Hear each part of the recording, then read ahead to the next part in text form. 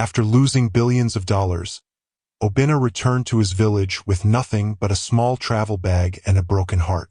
The successful billionaire who once owned companies, luxury cars, and a mansion in Lagos suddenly found himself struggling to survive. The same people who once praised him now laughed at him. His fiancée abandoned him. His friends disappeared. The villagers mocked him daily as he wandered into the forest to hunt for food and sell bush meat at the local market. To everyone around him, Obinna was a finished man, a failure, a man whose best days were behind him. But while the entire village laughed, one person refused to join them. A poor orphan girl named Amaka. She had no wealth, no powerful family, no influence. Yet she saw something nobody else could see. She saw the man behind the failure. As their friendship grew, so did the hatred and mockery from the villagers. People laughed when they sat together. People laughed when they fell in love. And people laughed even harder when the former billionaire married the poor orphan. "Look at them," the villagers said. "A failed billionaire and a poor orphan. They truly belong together." But what nobody knew was that destiny was quietly preparing a miracle. Years later, those same villagers who mocked Obinna would stand frozen in disbelief. The same people who called him a failure would desperately seek his attention. And the same orphan girl they laughed at would become the woman standing beside him as he rebuilt everything he had lost. Before we continue this incredible story, take a moment to subscribe to the channel, like this video. Trust me, you'll want to stay until the very end of this one. Because what happened to Obinna and Amaka will prove that sometimes losing everything is the first step toward finding the life you were truly meant to live. Now let's begin. At 30 years old, Obinna Okafor had everything most people could only dream about. He was one of the youngest billionaires in Nigeria. His face appeared regularly in business magazines. Television stations invited him for interviews. Young entrepreneurs quoted his speeches on social media. People admired him. People respected him. Some even envied him. From the top floor of his glass skyscraper in Lagos, Obinna could see almost the entire city. Every morning he stood beside the large window of his office, sipping coffee while watching the busy streets below. To him, Lagos represented success. And success was something he had worked hard to achieve. Unlike many wealthy men who inherited fortunes from their families, Obinna had built his empire from nothing. After graduating from university, he started a small technology company with only one computer and a rented office. The early years were difficult. There were days when he barely had enough money to pay his employees. There were nights when he slept inside the office because he could not afford transportation home. But he refused to quit. Slowly, his company grew. One business became two. Two became five. Before long, he owned technology firms, real estate companies, and logistics businesses spread across the country. His wealth increased rapidly. Soon, he was worth billions. But despite all his success, there was one person who mattered most to him. His fiancée, Chioma. Chioma was beautiful, intelligent, and elegant. They had met 3 years earlier during a charity event. From the moment Obinna saw her, he knew she was special. Their relationship moved quickly. Within a year, they were engaged. The wedding was already being planned. It was expected to be one of the biggest celebrity weddings in the country. Everything seemed perfect. At least that was what Obinna believed. What he did not know was that danger was already growing within his own company. And the person responsible was someone he trusted completely. His business partner, Chaik.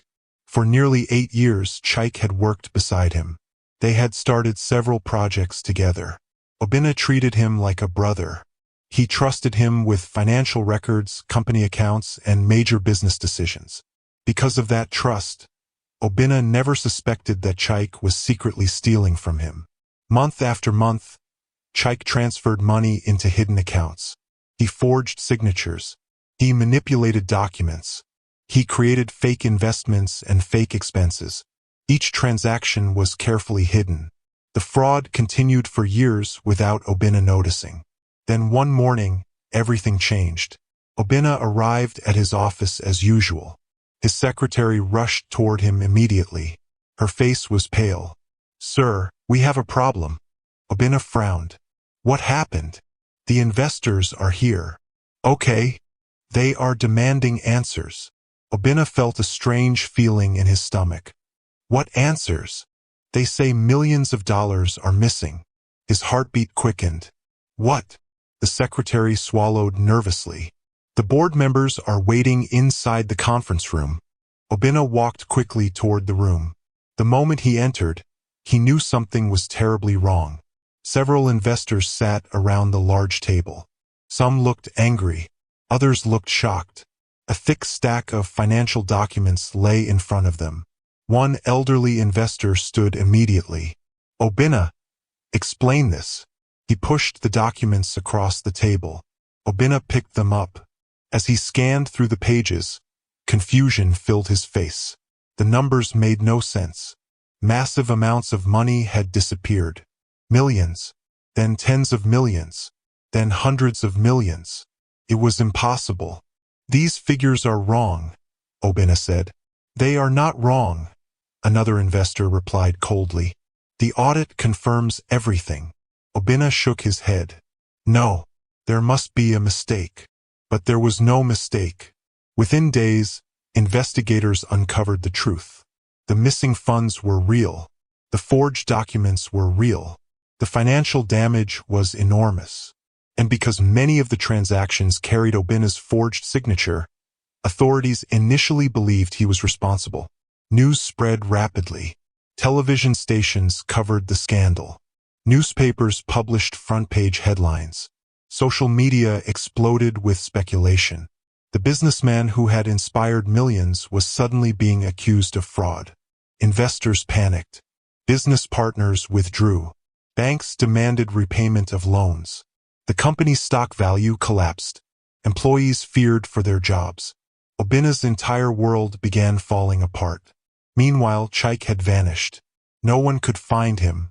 His phones were switched off. His house was empty. He had disappeared without a trace. By the time investigators finally proved Obina was innocent, the damage had already been done. His reputation was shattered. His businesses were drowning in debt. His investors had lost confidence. Banks began seizing company assets. Properties were auctioned. Luxury vehicles were repossessed. One after another, the pieces of his empire disappeared. For the first time in his adult life, Obina felt helpless. Weeks later, he sat alone inside his mansion. The house that once felt alive now felt empty. Many of his staff had already left. The phones barely rang anymore. The friends who used to visit frequently had vanished. Silence filled every room. Obina stared at a framed photograph of himself and Chioma. Their wedding date was only a few months away. At least he still had her. Or so he thought. That evening, Chioma arrived. The moment she entered, Obina noticed something unusual. She looked distant, cold, uncomfortable. He forced a smile. "Chioma." She nodded slightly. "Hello." He walked toward her. "I know things have been difficult lately, but everything will be okay." She looked away. Obina felt nervous. "What's wrong?" Chioma remained silent. "Talk to me." Finally, she sighed. "Obina, we need to discuss our future." His heart tightened. "Our future?" "Yes." He sat down slowly. Something about her voice frightened him. "What do you mean?" Chioma folded her arms. "I don't think this relationship can continue." For a moment, Obina thought he had heard her incorrectly. "What?" "I want to end the engagement." The words hit him like a physical blow. "What are you talking about?" She avoided his eyes. "This isn't the life I planned." Obina stared at her in disbelief. "You're leaving me because I lost money?" "It's not just about money." "Then what is it?" She hesitated. Then she finally spoke. "I can't marry a man whose future is uncertain." The room became silent. Obina felt his chest tighten painfully. After everything they had shared, after all their promises, after all their plans, this was her answer. "You said you loved me." Chioma looked away. I did. Then stay. She shook her head. I can't.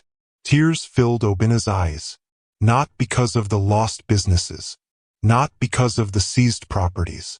Not because of the billions that had disappeared. But because the woman he intended to spend the rest of his life with was abandoning him when he needed her most. She placed her engagement ring on the table. Then she stood. I'm sorry. Without another word, she walked toward the door. Obina remained frozen. The sound of the door closing echoed through the empty mansion. And just like that, she was gone. The following weeks became the darkest period of his life. The mansion was eventually seized. His luxury cars disappeared. His companies collapsed completely. The media moved on to other stories. People who once praised him now mocked him. The mighty billionaire had fallen. One rainy evening, Obina sat alone in a small rented apartment. He stared at the city lights through the window. Lagos no longer felt like home. Every street reminded him of failure. Every building reminded him of what he had lost. For hours he sat in silence. Then a thought entered his mind. The village, the place where he was born, the place he had not visited in years. Perhaps it was time to leave. Perhaps it was time to start over. Not as a billionaire. Not as a celebrity businessman. Just as Obina. The next morning, he packed his few remaining belongings into a single travel bag. There was no convoy, no security guards, no luxury vehicles, no assistants, no reporters, just one broken man carrying a bag. As the bus pulled away from Lagos, Obina looked out the window one last time. The city that had given him everything had taken everything away. He had no idea what awaited him in the village. He had no money, no company, no fiancé, no reputation, nothing. But unknown to him, fate was preparing a new chapter. A chapter that would bring him something far more valuable than wealth. And her name was Amaka. The journey from Lagos to Obina's village took several hours. As the old bus bounced along the rough road, Obina sat quietly by the window, staring at the passing scenery. Green fields stretched across the countryside. Palm trees swayed gently in the wind. Villages appeared and disappeared along the roadside. Everything felt familiar, yet everything felt different. The last time Obina had traveled this road, he had been a billionaire. His convoy had consisted of 3 luxury SUVs. Security guards had accompanied him everywhere. Villagers had lined the streets to welcome him. Children had run after his vehicles shouting his name. Now he sat alone on a worn-out bus seat carrying a single travel bag. Life had changed dramatically. As the bus approached the village, a strange feeling settled in his chest. Fear. Not fear of poverty. Not fear of hardship. But fear of facing people who knew him. People who had once admired him. People who had celebrated his success. What would they say now? The bus finally stopped near the village market. Obina picked up his bag and stepped outside. The hot afternoon sun greeted him immediately. For a brief moment, nobody noticed him. Then someone recognized him. Wait! Isn't that Obina? Another person turned. The billionaire? Soon several villagers gathered nearby. Whispers spread quickly. People stared openly. Obina forced himself to remain calm. He began walking toward the family house he had inherited from his late parents. But the whispers followed him. Look at him. He came back alone. What happened to all the money? I heard he lost everything. Serves him right. Obina lowered his head and continued walking. Every word felt like a knife. The small house stood at the edge of the village. Years ago, he had renovated it for his parents before they passed away. After their deaths, the house remained mostly empty. Dust covered the furniture. Spider webs hung from the corners. The compound was overgrown with weeds. Obina stood silently in the doorway. This was all he had left. For the first time since losing his fortune, reality hit him completely. The billionaire was gone. This small village house was now his home. That evening, he cleaned the house himself. He swept the floors. He removed old cobwebs. He opened the windows to let fresh air inside. By nightfall, exhaustion overwhelmed him. He lay on a simple mattress staring at the ceiling. The silence felt strange. In Lagos, he had lived in a mansion filled with staff, visitors, and endless activity. Here there was nothing, just silence and painful memories. Sleep came slowly. The next morning, Obinna woke before sunrise. Old habits from his business days remained. Back then, he had started work early. Now he had no company to manage, no meetings to attend, no employees waiting for instructions. He sat outside beneath a mango tree and wondered what to do next. His remaining savings were small. They would not last long. He needed a way to survive. The problem was that no one wanted to hire him. Some villagers believed he was cursed. Others thought he was secretly hiding money. Many simply enjoyed watching him suffer. Days passed. Obinna searched for work wherever he could. He offered to help farmers. Most refused. He offered to assist traders. They refused too. Some laughed openly. The billionaire wants a job now? Go and ask your investors. Maybe your luxury cars can help you. The insults continued. Every day became harder. One afternoon, while sitting outside his house, an elderly hunter named Pao Keke stopped by. The old man studied him quietly. You look troubled. Obinna smiled weakly. I am. Pao Keke sat beside him. What are your plans? Obinna shook his head. I don't know anymore. The old hunter remained silent for a moment. Then he pointed toward the forest. My father taught me hunting when I was young. Obinna listened. It fed my family for years. The old man stood slowly. If you are willing to learn, I can teach you. For the first time in weeks, hope appeared. The next morning, Obinna followed Pao Keke into the forest. The village forest stretched for miles. Towering trees blocked much of the sunlight. Birds sang from hidden branches. Small animals darted through the undergrowth. Obinna quickly realized hunting was far more difficult than it appeared. The first day was exhausting. His feet hurt. Mosquitoes attacked him constantly. The heat drained his energy. Meanwhile, the 70-year-old hunter moved through the forest effortlessly. Several times Obinna stumbled. Several times he nearly gave up. But Pao Keke encouraged him. Success comes from persistence. The words reminded Obinna of his younger days building his businesses. Gradually, he improved. He learned how to track animal footprints. He learned how to move quietly through the bush. He learned patience. Most importantly, he learned humility. Weeks later, Obinna caught his first rabbit. The achievement seemed small compared to running billion-dollar companies. Yet he felt strangely proud. That evening, he sold the rabbit at the market. The money was not much, but it was honest. He had earned it with his own hands. Soon hunting became his daily routine. Every morning before sunrise, he entered the forest carrying an old hunting rifle and a simple bag.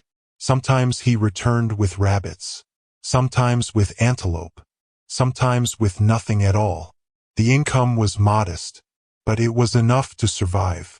Unfortunately, the villagers never stopped mocking him. Every day brought new insults. One afternoon, Obinna walked through the market carrying 2 rabbits. A group of young men noticed him. One of them laughed loudly. Look who is here. Another joined in. The billionaire hunter. The group burst into laughter.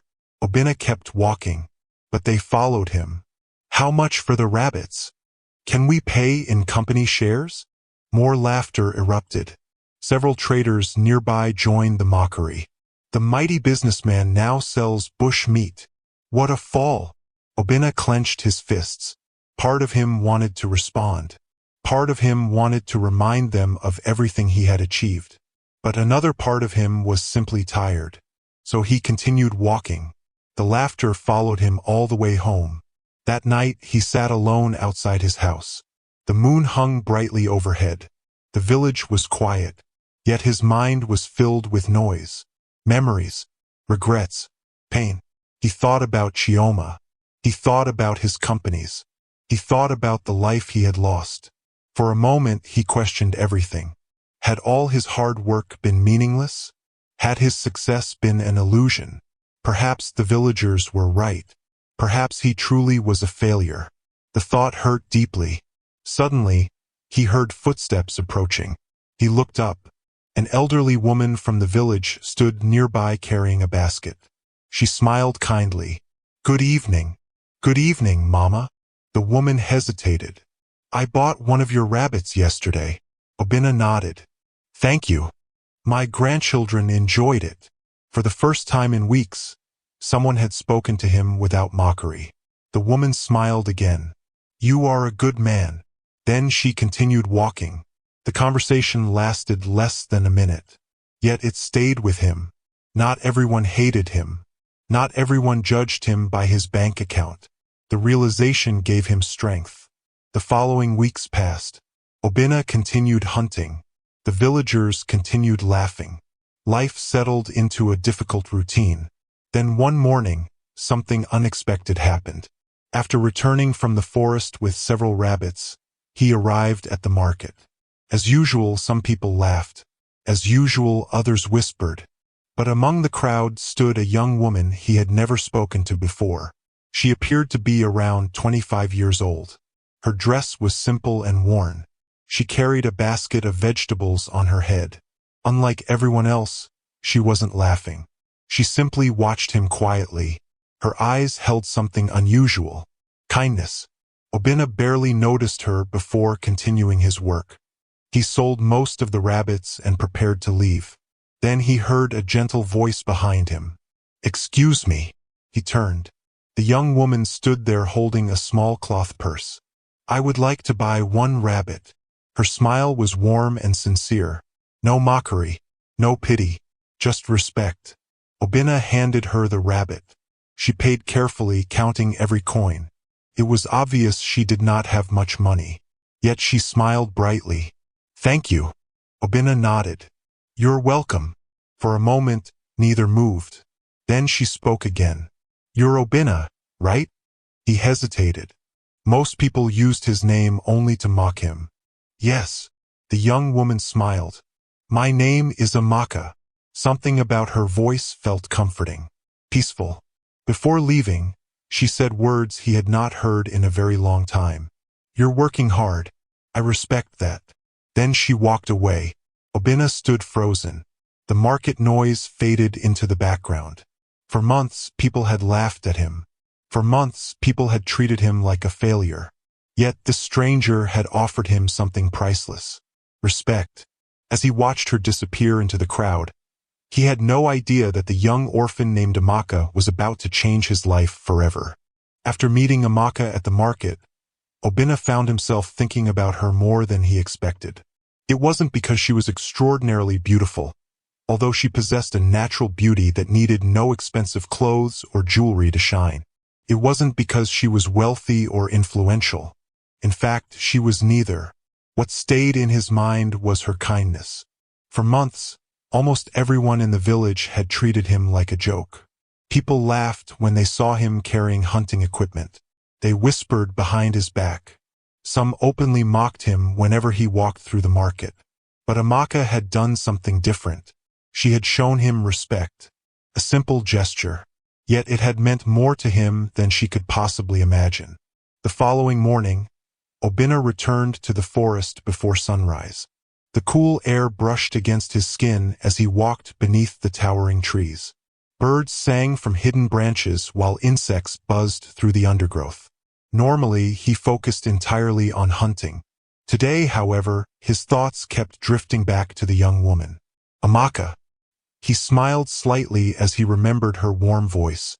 "You're working hard. I respect that." Nobody had said anything like that to him in a very long time. By noon, he managed to catch 2 rabbits and a bush fowl. It wasn't a bad day. As usual, he headed toward the village market to sell his catch. The market was crowded. Women displayed vegetables on wooden tables. Traders shouted prices. Children ran between stalls laughing and playing. Obina found his usual spot and laid out the animals. Within an hour, he sold 1 rabbit. Then another. As he counted the money, he heard a familiar voice. "Good afternoon." He looked up. Amaka stood before him carrying a basket filled with tomatoes and peppers. A smile immediately appeared on her face. "Good afternoon." Obinna found himself smiling back. "How is business today?" she asked. "Not bad." She glanced at the remaining bushfowl. "Looks like you're becoming a successful hunter." The joke was gentle and harmless. For the first time in months, Obinna laughed. A genuine laugh. The sound surprised even him. Amaka noticed. "See? You should smile more often." Obinna shook his head. "Life hasn't given me many reasons lately." Her expression softened. "I understand." For a moment, silence passed between them. Then Amaka purchased the bushfowl and thanked him before returning to her vegetable stall. Throughout the day, Obinna occasionally found himself looking in her direction. Each time she seemed busy serving customers. Yet despite her hard work, she always carried herself with dignity and kindness. It made him curious. Who was she? Why was she different from everyone else? A few days later, he got his answer. The rain had fallen heavily throughout the night. By morning, muddy water covered many village paths. Obinna finished hunting early and headed toward the market. Along the way, he noticed a woman struggling to push a wheelbarrow loaded with firewood. The wheel had become stuck in the mud. Without thinking, he moved to help. As he approached, he realized the woman was Amaka. She looked exhausted.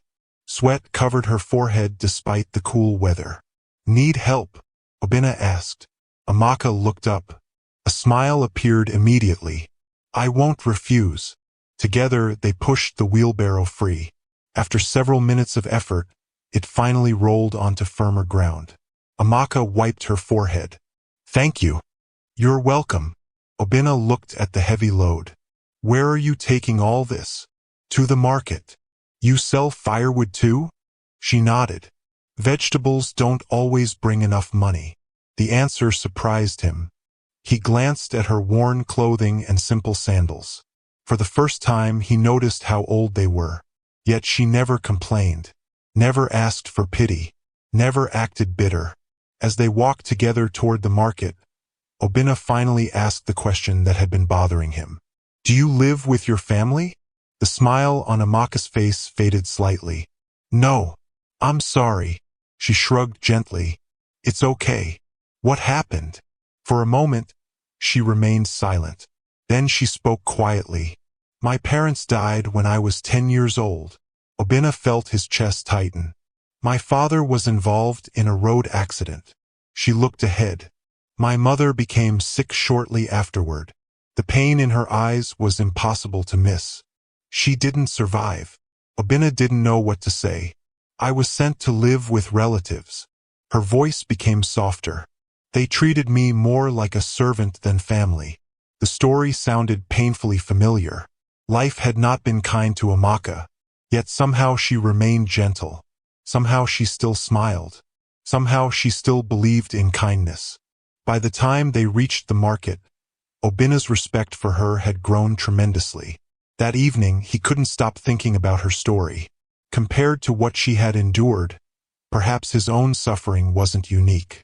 The following weeks passed quickly. Without realizing it, Obinna and Amaka began spending more time together. Their conversations became longer. Their friendship grew naturally. Sometimes they met at the market. Sometimes they crossed paths on village roads. Occasionally, Obinna helped carry her firewood. Other times, Amaka bought bush meat from him. Slowly, a routine developed. One afternoon, Obinna arrived at the market after a disappointing day in the forest. He hadn't caught anything. Not a single rabbit. Not a single bird. Nothing. His mood was dark. He sat quietly beneath a tree wondering how he would pay for food that week. A shadow appeared beside him. Amaka. She carried 2 wrapped portions of food. Without saying anything, she handed one to him. Obinna frowned. "What's this?" "Lunch." "I can't take your food."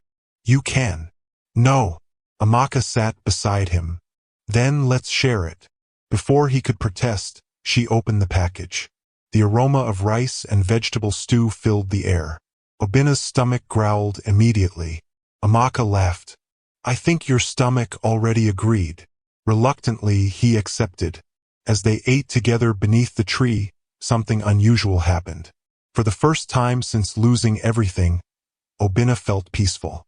Not happy, not completely healed, but peaceful. The feeling was unfamiliar, yet comforting. Several villagers passed nearby and noticed them together. Whispers immediately began. Look, the failed billionaire and the orphan.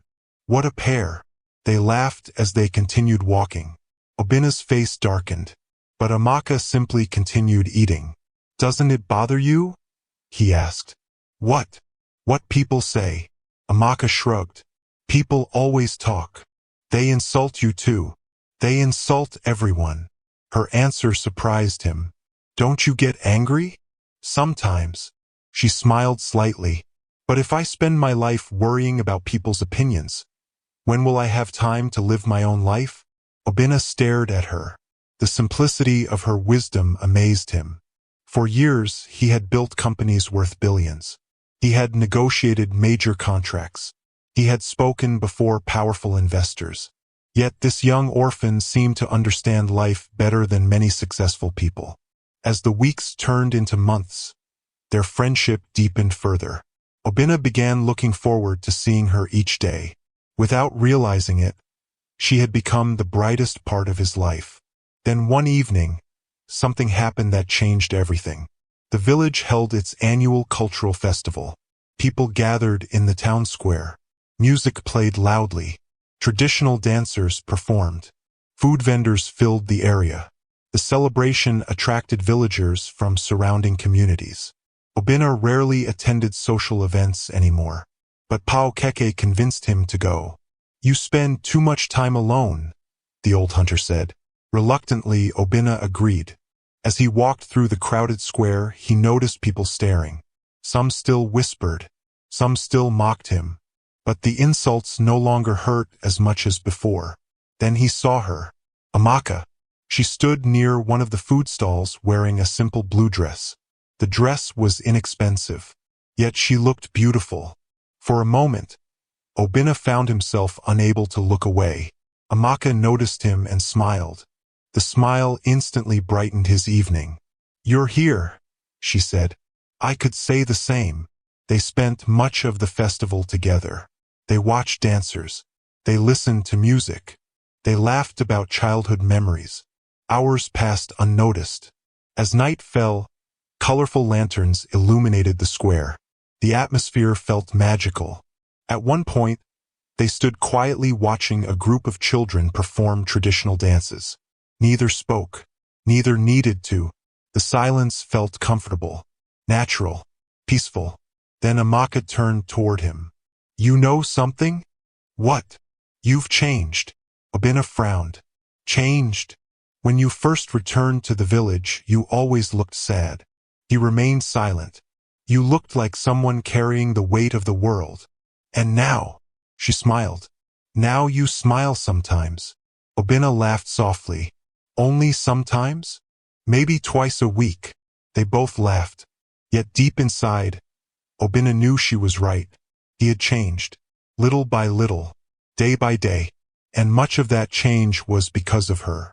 As the festival ended and villagers began returning home, Obina walked Amaka back to her small house. The moon illuminated the narrow path ahead. When they reached her gate, they stopped. Thank you for tonight, Amaka said. I should be thanking you. She smiled. Good night, Obina. Good night, Amaka. He watched her disappear inside. Then he turned and began walking home. A strange warmth filled his chest. For months after losing everything, he had believed his life was over. He had believed happiness was gone forever. But now something new was beginning. Something neither wealth nor success could buy. Neither of them knew it yet. But the friendship growing between them was slowly becoming the foundation of something much deeper. Something that would eventually change both their lives forever. The weeks following the village festival brought a new sense of peace into Obina's life. His circumstances had not changed. He was still poor. He still hunted every day to survive. The villagers still mocked him whenever they got the opportunity. Yet somehow things felt different. The difference was Amaka. For the first time since losing everything, Obina no longer felt completely alone. Every morning before entering the forest, he found himself wondering if he would see her later at the market. Every evening he looked forward to their conversations. Sometimes they spoke for only a few minutes. Other times they talked until sunset. The friendship had become an important part of both their lives. One morning, Obina woke before dawn as usual. The sky was still dark when he picked up his hunting bag and old rifle. As he stepped outside, he noticed movement near his gate. Someone was standing there. He moved closer. It was Amaka. She carried a small basket covered with a cloth. Obina frowned. "Amaka?" She smiled. "Good morning. What are you doing here this early?" Instead of answering, she handed him the basket. "Open it." Curious, Obina lifted the cloth. Inside were roasted yams and a bottle of water. He looked up in surprise. "What's this for? You spend all day in the forest." "Yes. And sometimes you forget to eat." Obina smiled. "How do you know that?" "I know because you told me." He laughed softly. She was right. A few weeks earlier, he had casually mentioned spending entire days hunting without food. Apparently, Amaka remembered. "You didn't have to do this." "I know. Thank you." For a moment, neither spoke. The early morning breeze moved gently through the trees. Then Amaka pointed toward the forest. "You should go before all the animals disappear." Obina laughed. "If they disappear, I'll blame you." "That's fine." As he walked away, he glanced back. She was still standing there smiling. The sight stayed with him throughout the day.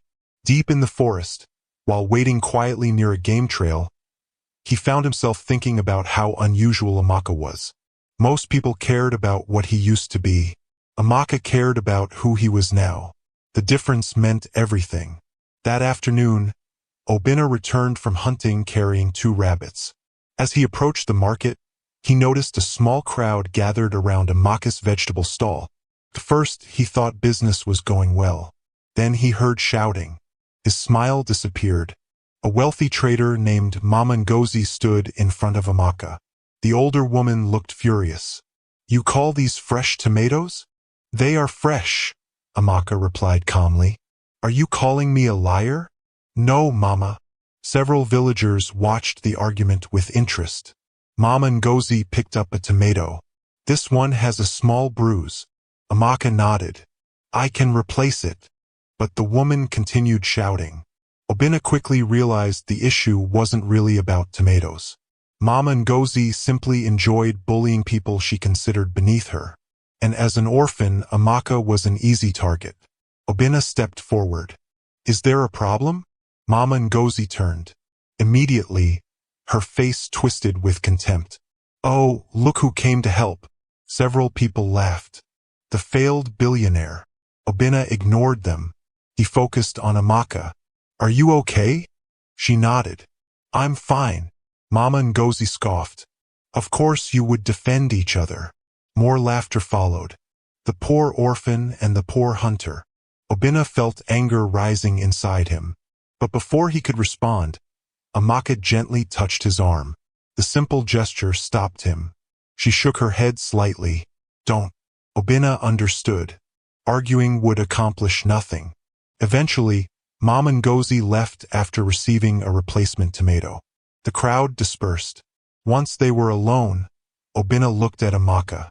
"Why didn't you defend yourself?" She smiled weakly. "Because some battles aren't worth fighting." "She was insulting you." "She insults everyone." Obina sighed. "I don't like seeing people treat you that way." Amaka's expression softened. "And I don't like seeing people treat you that way either." For a moment, neither spoke. The connection between them seemed to deepen. Both understood what it felt like to be judged unfairly. Both knew what it meant to suffer. And perhaps because of that, they understood each other better than anyone else could. Days later, heavy rain arrived. For 3 straight days, Storms swept through the village. The roads became rivers of mud. The market remained mostly empty. Hunting became nearly impossible. Obinna spent much of his time at home repairing old furniture and cleaning. On the third afternoon, he heard knocking at his door. When he opened it, he found Amaka standing outside soaked by rain. "Amaka!" She laughed. "I know. You're completely wet. The rain informed me." Obinna stepped aside. "Come inside." She entered while he quickly found a towel. Soon they sat near the window listening to rain pound against the roof. For hours they talked. They spoke about childhood memories, favorite foods, dreams they once had, dreams they still had. The conversation eventually turned serious. Amaka stared at the rain. "Can I ask you something?" "Of course." "Do you miss it?" Obinna knew exactly what she meant. His old life, the wealth, the companies, the success. He remained silent for a long moment. Then he nodded. "Sometimes. Only sometimes?" He laughed softly. "Okay. Often." Amaka smiled. "What do you miss most?" Obinna thought carefully. The answer surprised even him. "Not the money." Amaka looked curious. "Then what?" "The feeling that I was building something." She nodded slowly. "I understand. I miss having goals." "You still have goals?" Obinna shook his head. "Not like before." Amaka stared out the window. Then she spoke quietly. "I think you're wrong." Obinna frowned. "Why?" "Because you're still building something." "What?" A small smile appeared on her face. "Your life." The answer stunned him. For years, people had admired his intelligence.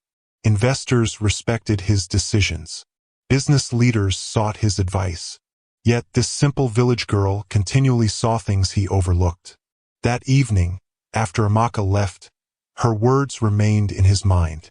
Maybe she was right. Maybe life wasn't over. Maybe he was simply beginning again. As months passed, their friendship grew even stronger. They became inseparable. People noticed. The village began talking. Again.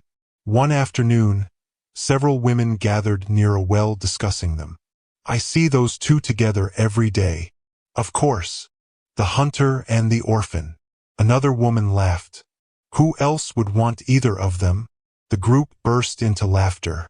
Unfortunately, Amaka overheard everything. She said nothing. But later that evening, Obinna noticed she seemed unusually quiet. As they sat beneath their favorite mango tree, he finally asked, "What's wrong?" "Nothing. You always say that when something is wrong." Amaka smiled reluctantly. "People were talking today. About us." She nodded. Obinna sighed. "What did they say?" Amaka hesitated. "That we're both failures." The words hung heavily between them. Obinna looked away. Part of him knew the villagers believed exactly that. A failed billionaire. Poor orphan. Two people society had discarded. For several minutes, silence filled the air. Then Obinna spoke. "Do you know something?" "What?" "When I first came back to this village, I thought losing my money was the worst thing that could happen." Amaka listened carefully. "But now I realize something." "What?" "I was wrong." She waited. "The worst thing would have been losing my character." Amaka smiled. "And you didn't." "No." He looked at her. "Neither did you." For the first time that evening, genuine happiness returned to her face. The sun slowly began setting. Orange light painted the sky. Birds flew overhead toward their nests. Everything felt peaceful. Then Amaka asked a question. "Do you ever think about leaving?" Obinna frowned. "Leaving the village?" She nodded. "Yes." He thought for a moment. "Not anymore." "Why?" His answer came honestly. "Because this place gave me something I couldn't find in Lagos." Amaka looked curious. "What?" Obinna smiled. "A true friend." The words made her blush slightly. She looked away. Neither noticed the strange feeling that suddenly filled the space between them. Neither recognized it yet. But friendship was slowly becoming something deeper, something stronger, something neither wealth nor poverty could change. As darkness settled over the village, they sat together beneath the mango tree, discussing their dreams for the future. Neither had much. Neither possessed wealth or influence. Yet both carried hope. And sometimes hope was enough. Far away, destiny was already preparing opportunities neither of them could imagine. But before those opportunities arrived, their friendship would need to survive more challenges. Challenges that would reveal just how much they truly meant to one another.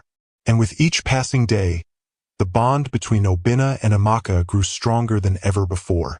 The friendship between Obinna and Amaka continued to grow stronger with each passing day.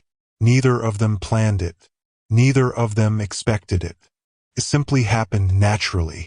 What began as simple conversations in the market had become an important part of their lives. Every morning, Obinna looked forward to seeing her. Every evening, Amaka found herself smiling whenever she thought about him. Yet neither had spoken about the feelings quietly growing inside their hearts. Perhaps they were afraid. Perhaps they didn't fully understand those feelings themselves. Or perhaps both had suffered enough disappointments to be cautious. Whatever the reason, they remained friends, at least on the surface. One bright morning, Obinna returned from the forest carrying a large antelope. It was the biggest catch he had made in months. The animal attracted attention immediately. Villagers gathered around him as he walked toward the market. Some stared in surprise. Others whispered. A few even congratulated him. When he reached the market, the meat sold quickly. By midday, he had earned more money than usual. For the first time in weeks, he felt optimistic. As he finished counting the money, he noticed Amaka approaching. She carried a basket filled with vegetables balanced carefully on her head. The moment she saw him, her face lit up. "I heard the hunter became rich today." Obinna laughed. "If this is rich, then I have been poor for too long." Amaka giggled. The sound instantly brightened his mood. "I heard you caught a huge antelope. It wasn't easy." "I believe that." She glanced at the empty table. "So everything sold?" "Yes." "Then congratulations." Before he could reply, she reached into her basket and handed him a small orange. Obinna looked confused. "What's this?" "A gift." "For what?" "For working hard." He stared at the fruit. It was such a simple thing. Yet somehow it touched him deeply. During his billionaire days, people had given him expensive watches, luxury cars, and costly gifts. Most of those gifts had come with expectations. Most people wanted something in return. Amaka's orange cost almost nothing. Yet it felt more genuine than anything he had received in years. "Thank you," he said quietly. Her smile widened. "You're welcome." As she walked away, Obinna found himself watching her longer than usual. Something was changing inside him. Something he could no longer ignore. That evening, while sitting outside his house, Obinna thought about his life. The village was quiet. Crickets chirped in the darkness. A gentle breeze moved through the trees. His thoughts drifted toward Amaka. Again. Lately, she seemed to occupy his mind constantly. He thought about her kindness, her courage, her laughter, her smile, the way she always believed in him when nobody else did. The realization arrived suddenly. He was falling in love. The thought startled him. After everything that happened with Chioma, he had promised himself never to trust his heart so easily again. The pain of betrayal still lingered. Sometimes he still remembered the day Chioma walked away. Sometimes he still heard her words. "I can't marry a man whose future is uncertain." The memory hurt. But when he compared Chioma to Amaka, the difference was impossible to ignore. Chioma loved success. Amaka loved people. Chioma stayed when life was easy. Amaka appeared when life was difficult. Chioma saw his money. Amaka saw him. For the first time, Obinna began wondering if real love had been standing beside him all along. A few days later, an opportunity arrived that brought them even closer. The village primary school announced plans to repair several damaged classrooms. The school lacked funds, so volunteers were needed. Many villagers ignored the request. Others claimed they were too busy. Obinna decided to help. To his surprise, Amaka volunteered too. For the next week, they worked side by side. They carried wood. They repaired broken desks. They painted classroom walls. They cleaned the school compound. The work was tiring, yet neither complained. One afternoon, while painting a classroom, Amaka accidentally splashed paint on Obinna's shirt. She gasped, "Oh no!" Obinna looked down at the stain. For a second, he pretended to be angry. Then he smiled. "You attacked me." Amaka burst into laughter. "It was an accident." "That's exactly what all criminals say." She laughed even harder. Soon both of them were laughing so much they could barely continue painting. Several children nearby watched curiously. One little girl approached them. "Are you husband and wife?" Both froze. The question caught them completely off guard. Amaka's cheeks turned red immediately. Obinna almost dropped his paintbrush. The child looked confused. "You're always together." Several other children nodded in agreement. Amaka quickly looked away. Obinna cleared his throat awkwardly. "No, we're not married." The little girl shrugged. "You should be." Then she ran away. For several seconds, silence filled the room. Neither knew what to say. Eventually, Amaka spoke. "Children say anything." "Yes." Another awkward silence followed. Yet neither could stop thinking about the child's words. That evening, after finishing work at the school, they walked home together. The sunset painted the sky with beautiful shades of orange and gold. Birds flew overhead. The village road stretched quietly before them. As they walked, Obinna noticed how peaceful he felt whenever he was around her. The feeling was unlike anything he had experienced before. It wasn't excitement. It wasn't passion alone. It was deeper, safer, stronger. For the first time in years, he felt understood. Several days later, something happened that forced Obinna to confront his feelings completely. While hunting in the forest, he slipped on wet ground and injured his ankle. The pain was sharp. By the time he reached home, walking had become difficult. News spread quickly through the village. That evening, Amaka arrived carrying food and herbal medicine. "You should be resting." "I'm fine." She crossed her arms. "No, you're stubborn." Obinna laughed. "Maybe a little." Amaka spent the next hour helping him clean the wound. Her concern was obvious. Every time he winced, she looked worried.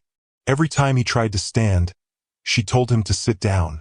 Watching her care for him stirred something powerful inside his heart. Nobody had looked after him like this in years. Not even Chioma. As Amaka prepared to leave, she paused near the door. "Promise me something." "What?" "Stay off your ankle for a few days." Obinna smiled. "I promise." Only after she left did he realize he had spent the entire evening smiling. The following morning, he woke to find fresh food outside his door. No note was attached. None was needed. He knew exactly who had left it. The same thing happened the next day, and the day after that. Amaka checked on him constantly until his ankle healed. Her kindness overwhelmed him. One evening, as the sun slowly disappeared beyond the horizon, Obinna sat beneath the large mango tree where they often talked. His ankle had recovered. The air was cool and peaceful. A few minutes later, Amaka arrived carrying 2 bottles of water. She handed one to him before sitting beside him. For a while, they watched the sunset in silence. Then Obinna spoke. "Can I ask you something?" "Of course." "Why are you always so kind?" Amaka looked surprised. "What do you mean?" "You help everyone." She smiled softly. "Not everyone." "Me." Amaka stared at the fading sunlight. When she finally spoke, her voice was gentle. "Because I know what it feels like when nobody helps." The answer touched him deeply. She continued, "When my parents died, many people ignored me." Obinna listened quietly. "I promised myself something."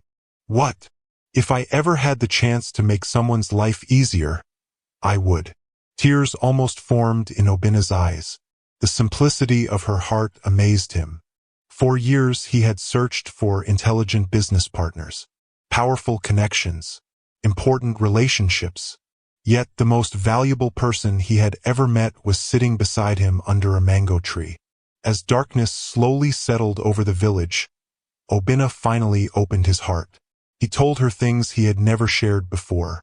The fear he felt after losing his businesses, the loneliness that followed, the humiliation of returning to the village, the betrayal by his fiancée, the nights he spent wondering if life was worth continuing.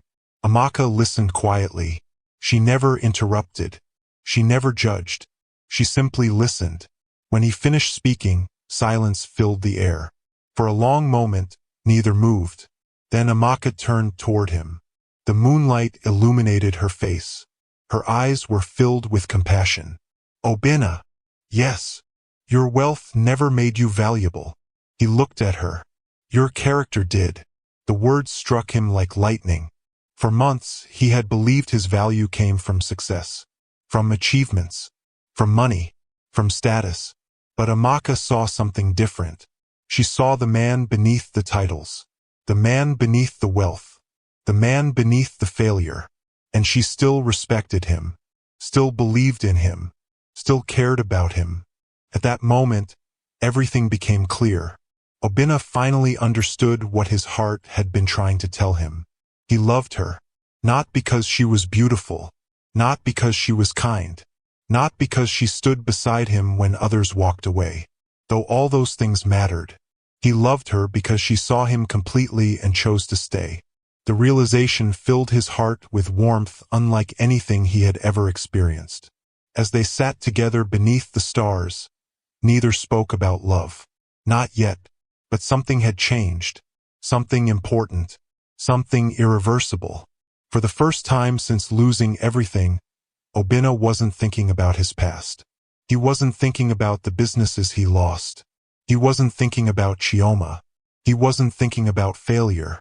He was thinking about a future. And in that future, Amaka was standing beside him.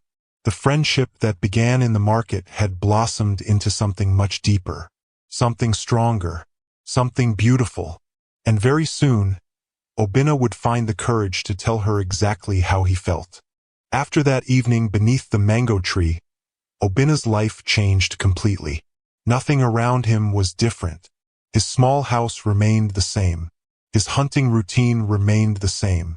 The villagers still mocked him whenever they had the chance. Yet inside his heart, everything had changed. For the first time in years, he was in love. Not the kind of love built on appearances. Not the kind of love that depended on wealth, status, or success. This was different. This was real. Every morning, Amaka was the first person he thought about. Every night, she was the last person on his mind before he slept. Her kindness, her laughter, her strength, her unwavering belief in him. The more he thought about her, the more certain he became. She was the woman he wanted to spend the rest of his life with. The realization both excited and frightened him. Because there was one problem. Obinna had nothing. No fortune. No company. No luxury house. No expensive car. No savings worth mentioning. Only a small village house and a hunting rifle. What kind of future could he offer her? The question haunted him for days. One afternoon, while helping Paokeke repair a fishing net, Obinna finally spoke about it. The old hunter listened quietly. So, you love her? Obinna smiled. Very much. Paokeke nodded knowingly. Then what is the problem? I have nothing. The old man laughed. You keep saying that. It's true. No. Paokeke pointed at him. You have integrity. Obinna remained silent. You have courage. The old hunter continued. You survived losing everything. Obinna looked away. And most importantly, you have a good heart. Paokeke smiled. Many rich men cannot say the same. The words stayed with Obinna long after their conversation ended. That evening, he sat outside his house watching the sunset. For months, he had measured his worth by what he had lost. Maybe it was time to measure himself by what remained. And what remained was something no bank could seize. His character. his dignity, his ability to love. The following morning, he made a decision. He was going to ask Amaka to marry him. The thought immediately made his stomach tighten with nervousness. Obinna had negotiated multi-million-dollar business deals without fear. He had spoken before large audiences. He had met presidents and powerful executives. Yet the idea of proposing to Amaka terrified him, because this mattered more. Over the next several days, he carefully planned everything. His plan was simple. That was all he could afford. He couldn't buy an expensive engagement ring. He couldn't organize a grand romantic event. But he wanted the moment to be special. One afternoon, while walking through the forest, he found a beautiful clearing beneath a large mango tree. The tree stood alone near a small stream. Sunlight filtered through the branches. Birds sang nearby. The place felt peaceful, perfect. Immediately, he knew this was where he would propose. The only thing missing was a ring. Unfortunately, buying one was impossible. Even the simplest jewelry cost more than he could afford. The problem troubled him. Then inspiration arrived unexpectedly. An elderly craftsman in the village carved wooden ornaments by hand. Obinna visited him the next day. After explaining what he wanted, the old man smiled. For Amaka? Obinna laughed. Is it that obvious? The entire village knows. Obinna shook his head. Of course they did. Nothing remained secret for long in a village. 3 days later, the craftsman handed him a beautiful handmade ring carved from polished mahogany wood. The ring was simple, yet elegant. Obinna stared at it quietly. It wasn't expensive. It wasn't flashy. But somehow it felt perfect. The old craftsman smiled. Real love doesn't need diamonds. Obinna carefully placed the ring inside his pocket. Now he was ready. Or at least as ready as he could be. The following Saturday, he invited Amaka for a walk. She agreed immediately. As they followed a narrow path leading toward the forest, Obinna's heart pounded so loudly, he was certain she could hear it. Meanwhile, Amaka chatted happily about the market, completely unaware of what was about to happen. Why are you so quiet today? She asked. Obinna forced a smile. Just thinking. About hunting? Something like that. She laughed. You look nervous. If only she knew. After several minutes, they arrived at the clearing. The sunlight danced through the leaves. The stream flowed gently nearby. Everything looked exactly as Obinna had imagined. Amaka stopped and looked around. It's beautiful. I thought you'd like it. She smiled. I do. For a moment, neither spoke. The breeze moved gently through the branches overhead. Birds chirped somewhere in the distance. The peaceful atmosphere seemed almost magical. Obinna took a deep breath. This was the moment. He turned toward her. Amaka! Something in his voice made her expression change immediately. Yes. I need to tell you something. She looked curious. What is it? Obinna's heart raced. For a few seconds, words refused to come. Then finally he spoke. When I first came back to this village, I thought my life was over. Amaka listened quietly. I lost my businesses. He swallowed hard. I lost my money. His voice softened. I lost the woman I thought I would marry. Pain briefly crossed his face. I lost almost everything. Amaka stepped closer. Obinna continued. Then I met you. Tears began forming in her eyes. You treated me with kindness when everyone else mocked me. His voice grew stronger. You respected me when others laughed at me. He smiled softly. You believed in me when I didn't even believe in myself. Amaka's eyes glistened. The emotion between them was undeniable. For months they had danced around their feelings. Now everything stood exposed. Open. Honest. Real. Obinna reached into his pocket and removed the wooden ring. Amaka gasped softly. He dropped to one knee. Immediately, tears spilled down her cheeks. Amaka!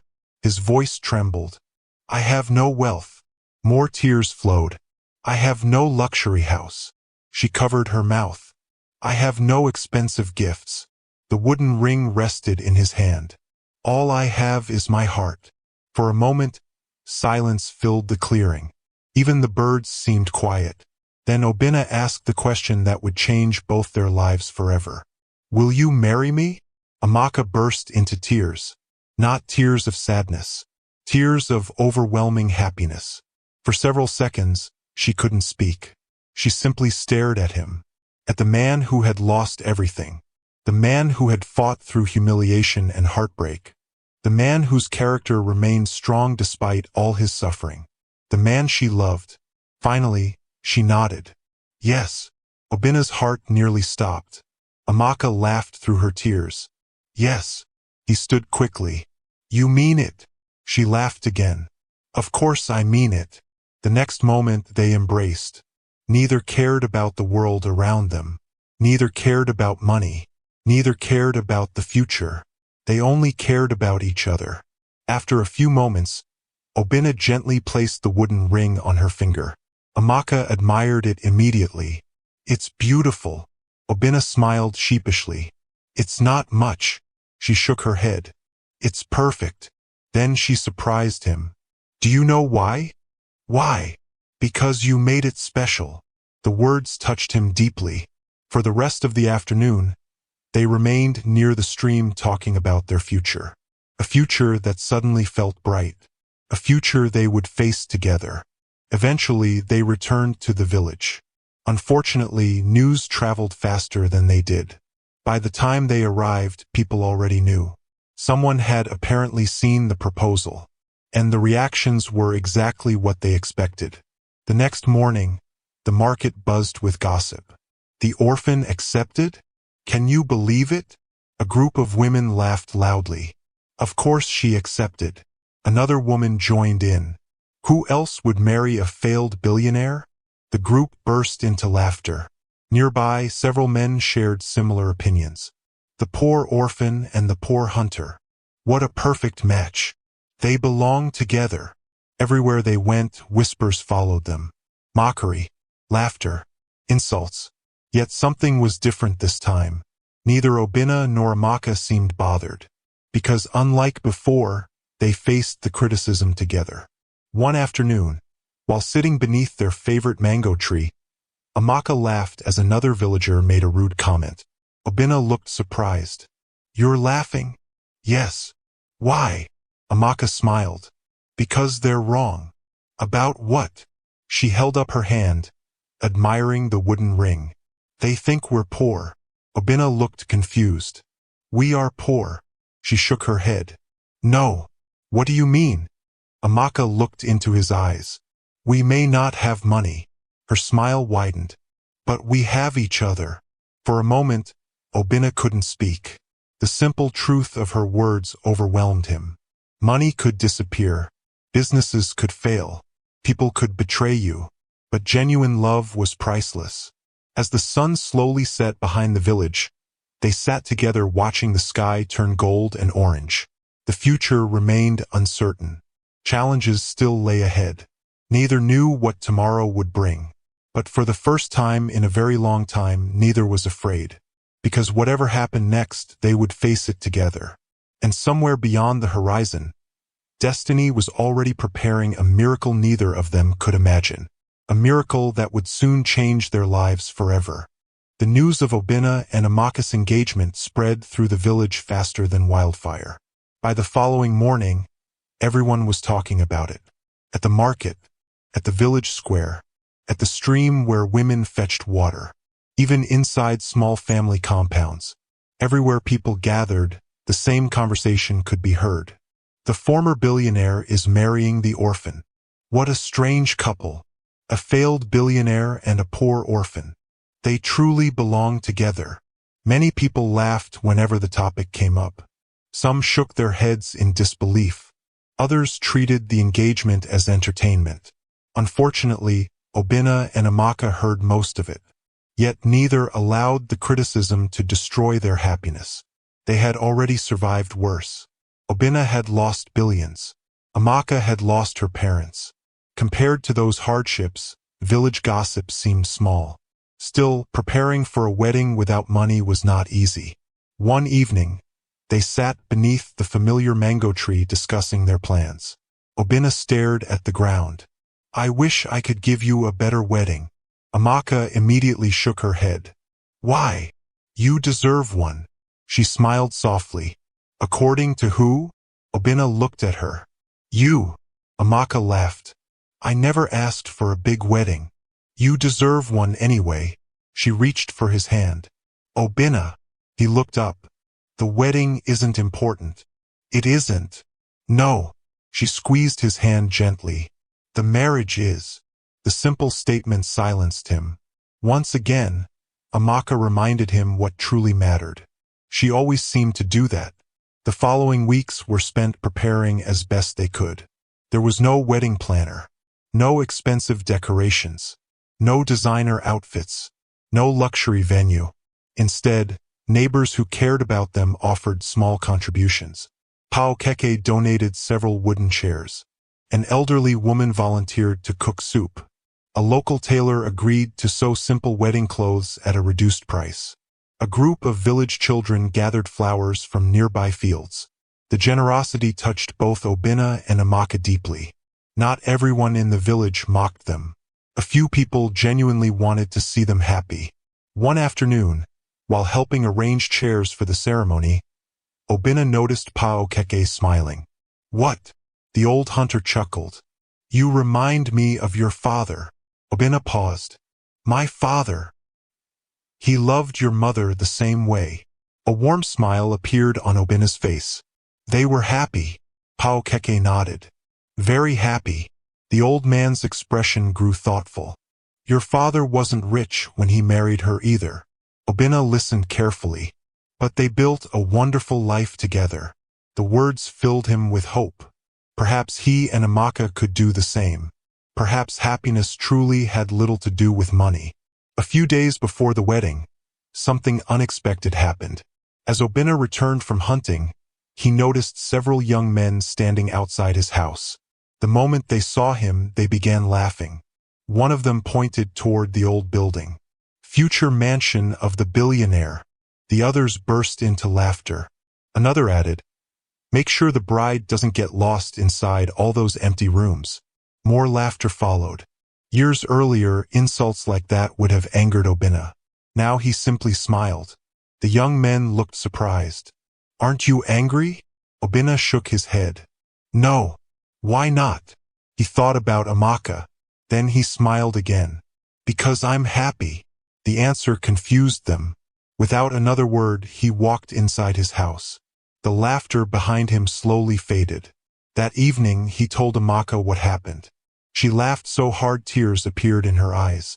You should have seen their faces. I wish I had. They were disappointed. Why? Because they wanted me to be angry.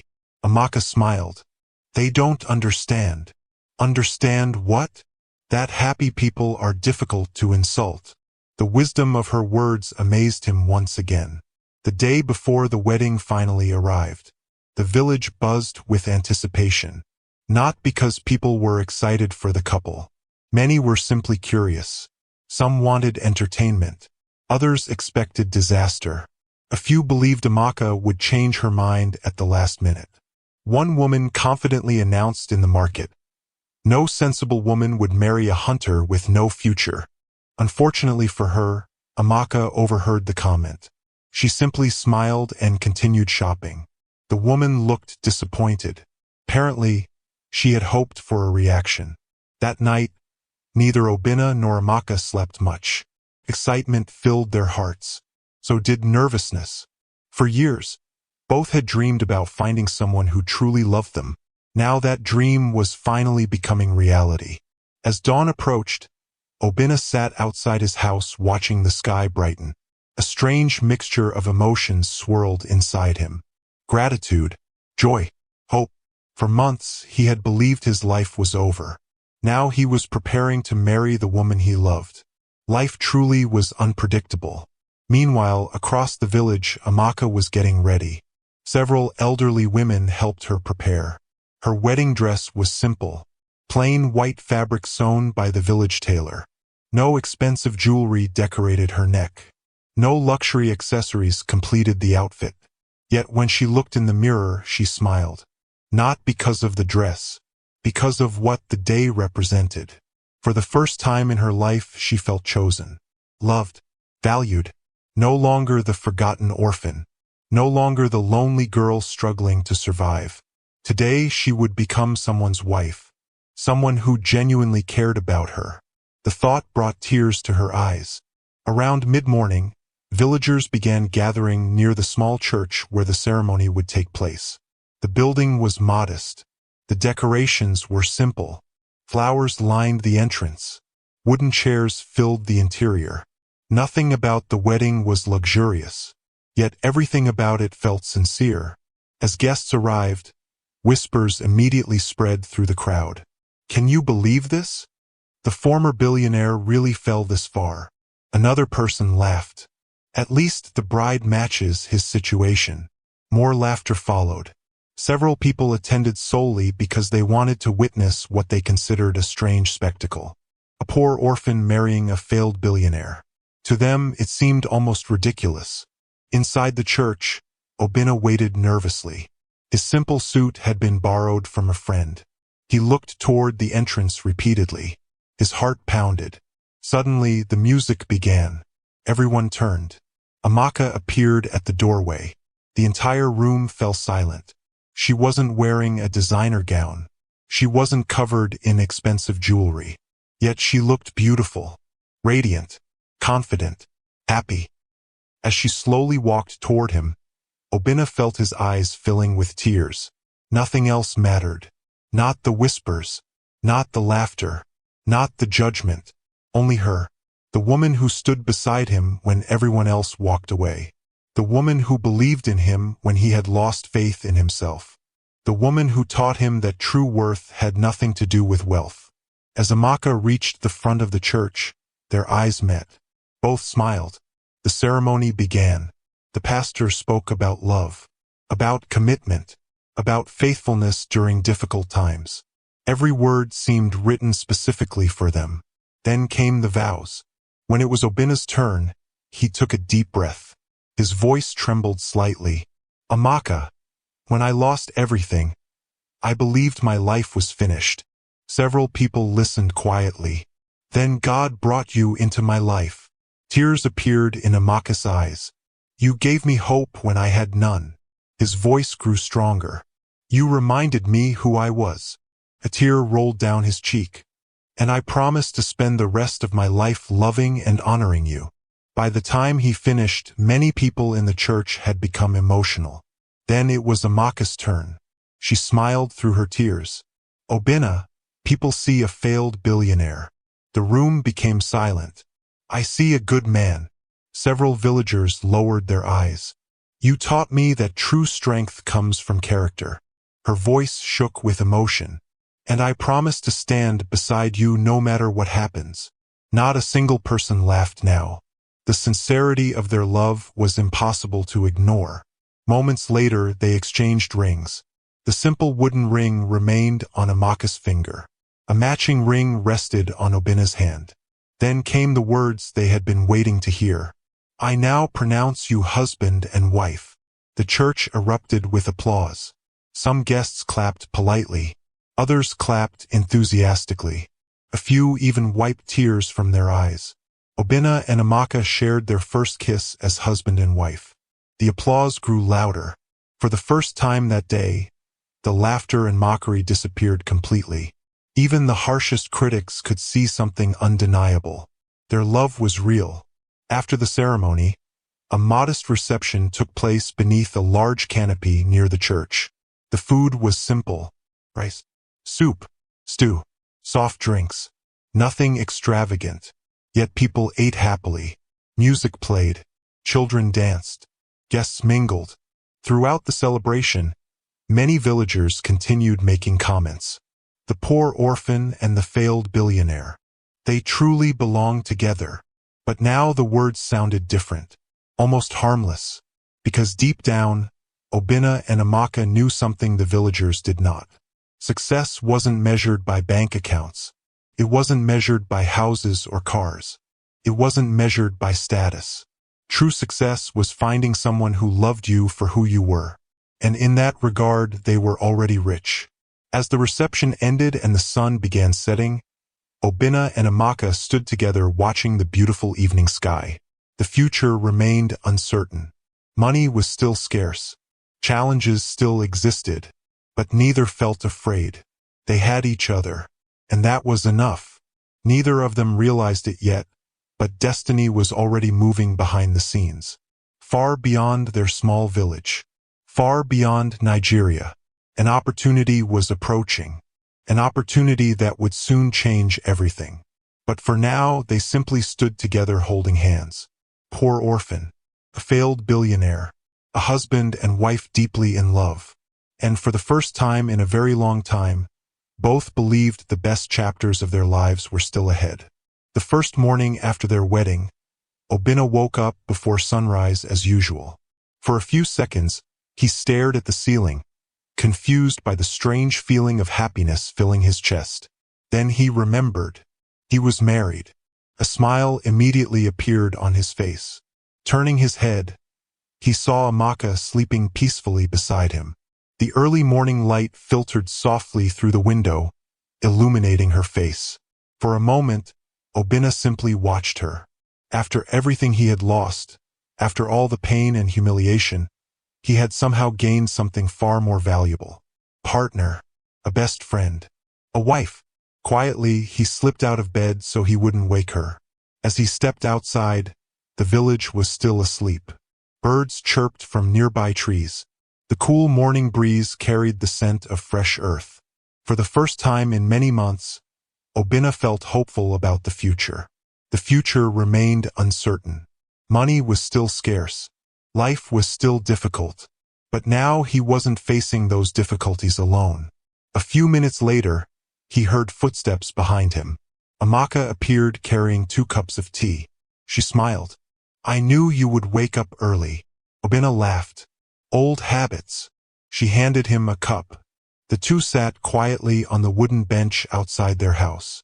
Neither spoke. Neither needed to. The peaceful silence felt comfortable. Then Amaka suddenly smiled. "What?" She laughed softly. "I was just thinking." "About what?" "We're married." Obinna grinned. "Yes, we are." For a few moments, both simply sat there smiling like children.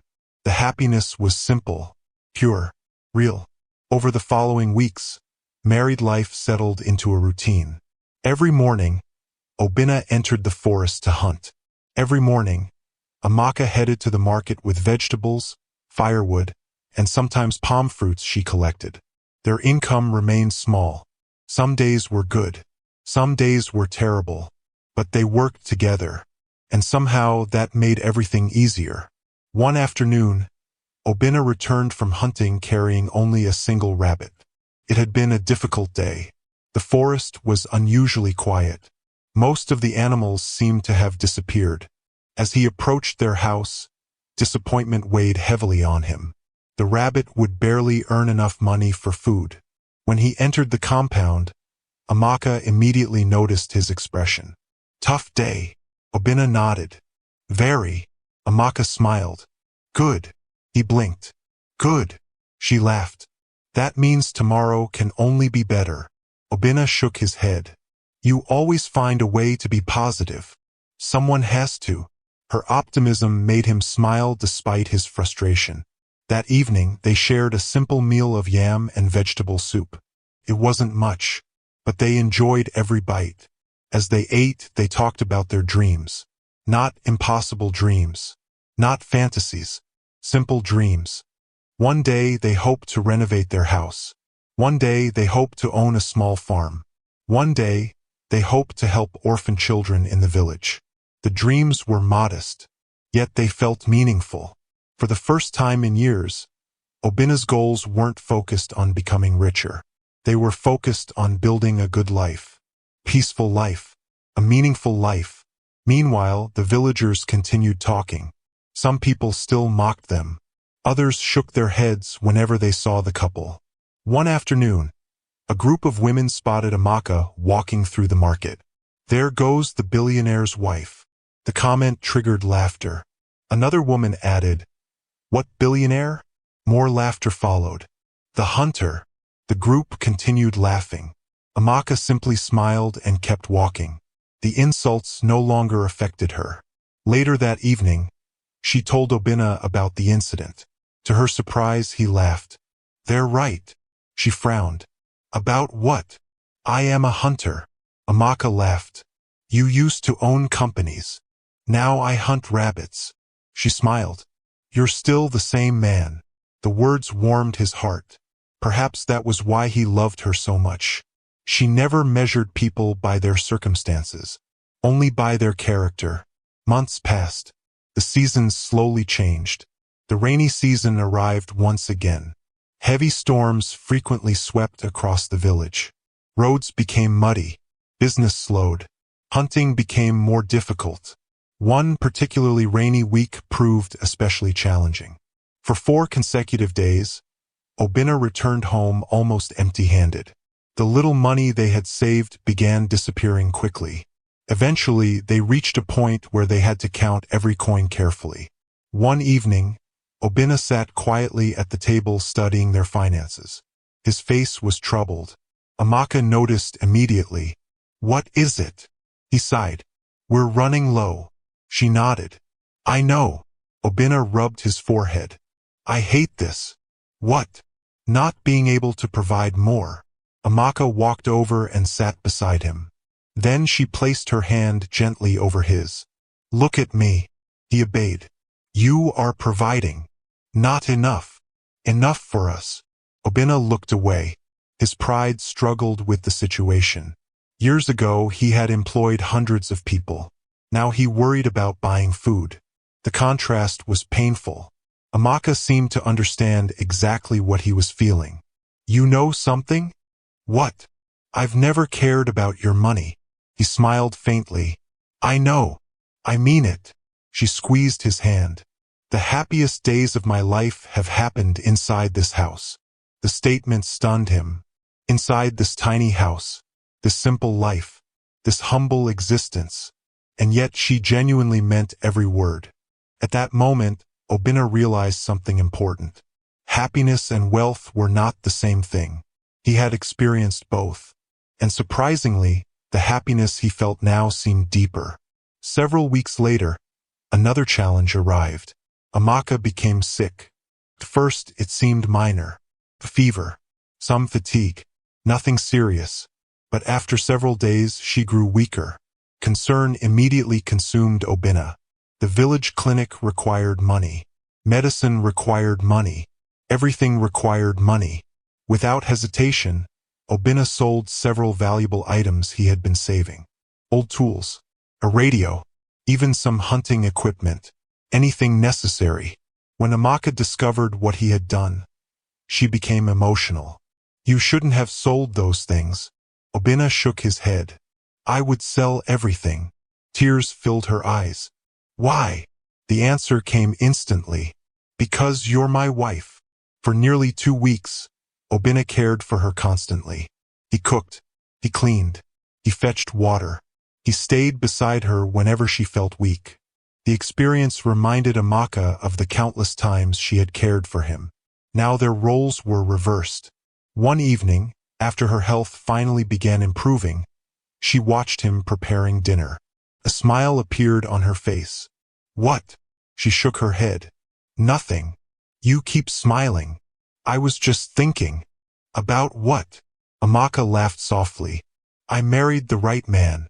The words filled him with warmth. Eventually, her health fully returned. Life resumed its normal rhythm. But the experience brought them even closer together. Every challenge they faced seemed to strengthen their marriage. Every difficulty revealed new reasons to appreciate one another. As time passed, something else began changing. Slowly, some villagers started respecting Obinna again. Not because he regained his wealth, not because he became successful, but because of how he lived. People noticed his humility, his honesty, his willingness to help others despite his own struggles. One day, a farmer approached him for advice. The next week, another villager asked for help resolving a business dispute. Gradually, people began seeing him differently, not as a failed billionaire, but as a good man. Even so, their financial situation remained difficult. Many nights, Obinna lay awake wondering about the future. What if things never improved? What if this was all they would ever have? The questions troubled him. One particular evening, he sat outside staring at the stars. Amaka joined him.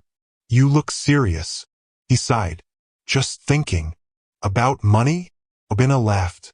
"How did you know?" "Because that's your worried face." For several moments, silence filled the air. Then Amaka leaned her head against his shoulder. "Do you regret it?" He looked down at her. "Regret what?" "Marrying me." The question shocked him. Immediately he turned toward her. "Never."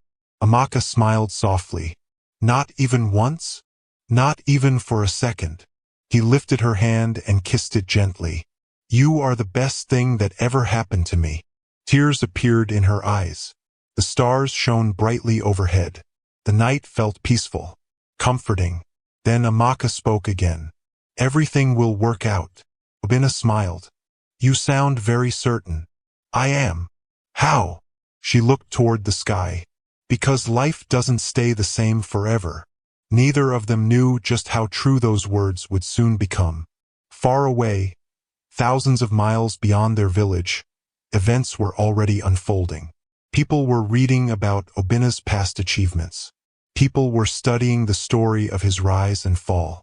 People were discussing his leadership skills. Most importantly, people were preparing an opportunity that would change everything. But for now, Obinna and Amaka knew nothing about it. They simply sat together beneath the stars outside their small village home. Two people with very little money. Two people facing an uncertain future. Yet somehow they felt rich, because they possessed something far more valuable than wealth. They possessed love. And although neither realized it yet, their greatest blessing was still on its way. Life continued quietly for Obinna and Amaka. Months passed after their wedding, and although they still faced financial struggles, they had learned to find joy in simple things. Each morning, they woke up together before sunrise. Each evening, they shared stories about their day while sitting outside beneath the stars. Their life wasn't luxurious. Far from it. The roof of their house still leaked whenever heavy rain fell. Their furniture was old and worn. Some days, money was so tight that they carefully planned every meal. Yet despite all of that, they were happy. The peace inside their home was worth more than anything Obinna had owned during his billionaire days. One Monday morning, Obinna returned from the forest carrying 2 rabbits and a bush fowl. It wasn't a spectacular hunting day, but it was enough. As he entered the compound, he found Amaka sorting vegetables into baskets. She looked up and smiled. "Welcome back." Obinna smiled back. "Businesswoman." Amaka laughed. "Hunter." The playful exchange had become their daily tradition. After setting down his hunting bag, Obinna joined her beneath the shade of a mango tree. For several minutes, they worked together quietly. Then Amaka suddenly spoke. "You know something?" "What?" "You haven't checked your email in months." Obinna laughed. "That's because I don't have anything important waiting for me." She shrugged. "You never know." The comment seemed harmless. Yet later that day, it stayed in his mind. Years earlier, email had been an important part of his life. His inbox had been filled with business proposals, investor meetings, and corporate discussions. After losing everything, he stopped checking it regularly. There seemed little point. Most messages only reminded him of the life he no longer had. Still, Amaka's words lingered. Maybe he should check, just in case. The following morning, after selling his catch at the market, Obinna decided to visit a nearby town. The town was nearly an hour away by motorcycle. There, a small cyber cafe provided internet access. It had been several months since his last visit. As he arrived, the owner immediately recognized him. "Obinna!" The middle-aged man smiled warmly. "It's been a long time." Obinna laughed. "It has. You finally remembered the internet exists?" "Something like that." The owner chuckled and pointed toward an available computer. Obinna sat down and switched on the machine. The familiar hum of the computer brought back memories. Memories of boardrooms, business meetings, corporate presentations. A completely different life. For a brief moment, nostalgia washed over him. Then he opened his email account. The inbox loaded slowly. Hundreds of unread messages appeared. Most were advertisements. Others were newsletters. A few were old business contacts. Nothing important. At least that was what he thought. Then something caught his attention. One email stood out. The sender's name was unfamiliar. The subject line read, "Confidential Employment Opportunity." Obina frowned. Immediately, suspicion entered his mind. Scam. There were countless online scams these days. He almost deleted the message without opening it. Almost. Something stopped him. Perhaps curiosity. Perhaps instinct. Whatever the reason, he clicked. As the email opened, he began reading. The first few lines immediately grabbed his attention. The message came from a major American corporation. The company specialized in international logistics and supply chain management. Obina had heard of them years earlier. They were enormous. One of the largest companies in their industry. His eyebrows rose. Why would such a company contact him? Confused, he continued reading. The email explained that the company's executive recruitment team had been studying business leaders from around the world. During their research, they discovered Obina's story. His rapid rise. His business achievements. His leadership record. His success in building multiple companies. Everything. The email specifically mentioned how impressed they were by what he had accomplished before the collapse of his empire.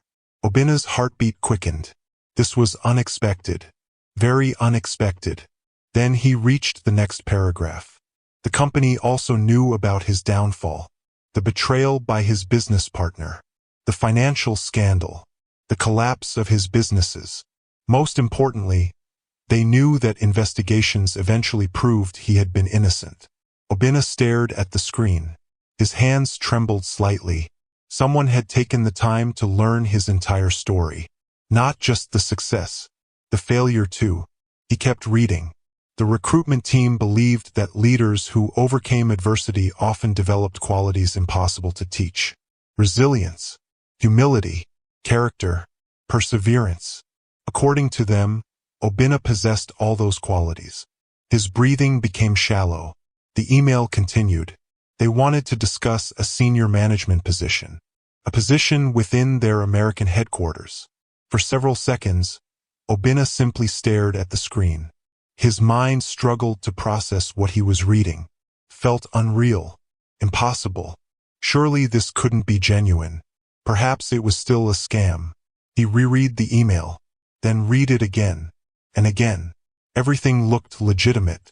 Company logos, official contact information, executive signatures, professional formatting. Nothing appeared suspicious. Still uncertain, he approached the cyber cafe owner. "Can you look at something?" The owner adjusted his glasses. "Of course." Obina showed him the email. The man read quietly. As he reached the end, his eyes widened. "Wow! What do you think?" The owner looked at him. "This doesn't look fake." Obina felt his pulse quicken. "You think it's real?" The man nodded slowly. "It certainly looks real." For several moments, neither spoke. Finally, the owner grinned. "My friend, if this is genuine, your life might be about to change." Obina laughed nervously. "Let's not get ahead of ourselves." But deep inside, hope was already beginning to grow. Before leaving the cafe, he carefully saved the email and printed a copy. The entire motorcycle ride home felt surreal. His thoughts raced continuously. What if the offer was genuine? What if it wasn't? What if someone was playing a cruel joke? The possibilities spun endlessly through his mind. By the time he reached the village, he felt mentally exhausted. As he entered the compound, Amaka immediately noticed something unusual. Her husband looked stunned, almost shocked. She stood quickly. What happened? Obina remained silent. The expression on his face worried her. "Obina!" Without speaking, he handed her the printed email. Amaka took it carefully. Then she began reading. The further she read, the wider her eyes became. By the time she reached the final paragraph, her mouth had fallen open. For several seconds, she simply stared at the paper. Then she looked at him. Then back at the paper. Then back at him again. Is this real? Obinna laughed nervously. I don't know. Amaka sat down slowly. Her hands trembled. They want you to work in America? Apparently. They read about your story? Yes. They know everything? Yes. Silence filled the room. Neither knew what to say. Finally, Amaka smiled. Then she laughed. Then she began crying. Happy tears. Overwhelming tears. The emotional reaction surprised both of them. For months, life had been difficult. For months, they had struggled. For months, they had continued moving forward despite uncertainty. And now, suddenly, a door seemed to be opening. A door neither expected. Obinna sat beside her. You shouldn't get excited yet. Amaka wiped her eyes. Why not? Because we don't know if anything will happen. She shook her head firmly. No. What? This means something. Obinna smiled. You sound certain. I am. How? Amaka looked directly into his eyes. Because God didn't bring you this far for nothing. The conviction in her voice touched him deeply. That evening, neither could think about anything else. They discussed every possibility, every scenario, every dream. What if the company actually hired him? What if they moved abroad? What would life be like? Would they adapt? Could they succeed? The questions seemed endless. Later that night, after dinner, Obinna sat outside alone. The stars stretched across the sky above him. The village remained peaceful and quiet. Everything looked exactly the same. Yet somehow everything felt different. For the first time since losing his fortune, a new opportunity had appeared. A genuine opportunity. Not because of luck. Not because of connections. But because someone recognized his abilities. Someone saw value in him. The realization filled him with emotion. A few minutes later, Amaka joined him. She sat beside him without speaking. Together they stared at the stars. Then she gently rested her head on his shoulder. You know what I think? Obinna smiled. What? I think this is only the beginning. He looked at her. Hope shone brightly in her eyes. For months she had believed in him when nobody else did. Now that belief seemed closer than ever to being rewarded. As the night deepened around them, neither realized that the mysterious email would soon transform their lives forever. Because the next message from America would contain something far greater than either of them expected. A message capable of changing their future. A message capable of taking them thousands of miles away from the village.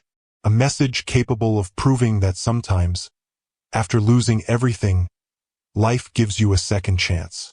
And that second chance was already on its way. The days following the mysterious email felt unreal for Obinna and Amaka. Every morning, they woke up wondering whether the opportunity was genuine. Every evening, they discussed what might happen next. Yet despite their excitement, both tried to remain cautious. Life had taught them painful lessons about false hope. Obinna especially understood disappointment. He had once stood at the top of the business world. He had owned companies worth billions. He had watched his dreams collapse almost overnight. Because of that experience, he refused to celebrate too early. Still, deep inside, a small flame of hope continued growing. 3 days after receiving the email, Obinna returned to the cyber cafe. The American company had requested a video interview. His heart raced as he read the message. A video interview. This was real. Scammers didn't conduct professional executive interviews. The company had even included details about the interview panel. Senior executives, board members, department directors. Everything appeared legitimate. When Obinna informed Amaka, she nearly dropped the basket she was carrying. A video interview? He nodded. They want to meet me. Amaka's eyes widened. This is really happening. Obinna smiled nervously. Maybe. No. She shook her head firmly. It is. The interview was scheduled for the following week. During those days, Obinna prepared extensively. He reviewed business principles, studied industry trends, read articles about international logistics and supply chain management. The preparation reminded him of his former life. For the first time in years, he felt like an executive again. Not because of money, not because of status, but because he was once again being challenged professionally. One evening, while reviewing notes inside their small house, Amaka watched him quietly. A smile spread across her face. What? She laughed softly. I missed this version of you. Obinna looked confused. What version? The businessman. He smiled. I thought that version disappeared. Amaka shook her head. No. She pointed toward his notebook. It was always there. Her words touched him deeply. The following Tuesday finally arrived. The day of the interview. Obinna barely slept the night before. By dawn, he was already awake. His stomach churned with nervous energy. Amaka noticed immediately. You look terrified. Obinna laughed. I am. You used to speak before investors. That was different. How? I wasn't trying to rebuild my life. Amaka walked over and adjusted his shirt collar. Then she smiled. They contacted you. Obinna nodded. They chose you. He nodded again. They already know your story. Another nod. Then stop worrying. Her confidence calmed him slightly. Later that morning, they traveled together to the cyber cafe. The owner greeted them warmly. When he heard about the interview, he became excited. This is big. Obinna smiled nervously. I know. The interview began exactly on time. Several faces appeared on the screen. Men and women from different backgrounds. All dressed professionally. All representing the American company. The lead executive smiled. Mr. Obinna, thank you for joining us. The conversation began formally. Questions followed. Lots of questions. They asked about leadership, business strategy, crisis management, team building, financial recovery, corporate growth. Obinna answered calmly, confidently, honestly. As the interview progressed, something remarkable happened. His nervousness disappeared. The businessman inside him awakened. Years of experience returned naturally. His knowledge remained sharp. His instincts remained strong. The executives seemed impressed. Several nodded while he spoke. Others took notes. One board member asked a question that caught his attention. Mr. Obinna, what is the greatest lesson you learned after losing everything? The room became quiet. Obinna thought carefully before answering. Then he spoke. I learned that success built only on money is fragile. Several executives nodded. He continued. But success built on character survives anything. The interview panel listened intently. When I lost my companies, I thought I had lost my identity. His voice remained steady. Eventually, I realized I was wrong. The executive smiled. What did you discover? Obinna's answer came from the heart. I discovered that character matters more than wealth. The silence that followed felt meaningful. Even through a computer screen, he sensed their respect. The interview lasted nearly 2 hours. When it finally ended, the lead executive smiled warmly. Thank you, Mr. Obinna. Thank you. We'll be in touch very soon. The screen went dark. For several seconds, Obinna simply sat there. The interview was over. Amaka immediately hugged him. You were amazing. Obinna laughed. You don't know that. I do. The cyber cafe owner agreed. I've never seen someone answer questions like that. Still, all they could do now was wait. And waiting proved difficult. The first day passed slowly. The second day felt even longer. By the third day, Obinna had almost convinced himself the company had changed its mind. Then the email arrived. Came early in the morning. The subject line contained only a few words. Official employment offer. Obinna's heart nearly stopped. His hands trembled as he opened the message. Amaka stood beside him. Neither breathed. The first paragraph immediately delivered the news. The company was offering him the position, a senior executive role, one of the most important positions in their organization. For several seconds, Obinna simply stared at the screen. His mind refused to process the information. Then he read the next paragraph, and the next, and the next. Each one seemed more unbelievable than the last. The salary was enormous, far beyond anything they had imagined. The benefits were extraordinary. Health insurance, retirement plans, performance bonuses, relocation assistance, everything. Then came the part that left both of them speechless. The company would provide a fully furnished house, a company vehicle, travel expenses, temporary accommodation upon arrival, even assistance with immigration paperwork. Amaka covered her mouth. Tears immediately filled her eyes. Obinna felt completely overwhelmed. The opportunity was far greater than either of them expected. For a long moment, neither spoke. Then Amaka began crying. Not softly, not quietly. She cried openly. Years of struggle seemed to pour out through those tears. Obinna pulled her into his arms. Soon tears filled his own eyes as well. For months they had endured hardship. For months they had worried about survival. For months they had trusted that somehow life would improve. Now that improvement stood directly in front of them. The miracle had arrived. That evening, they celebrated with the only luxury they could afford, a special homemade meal.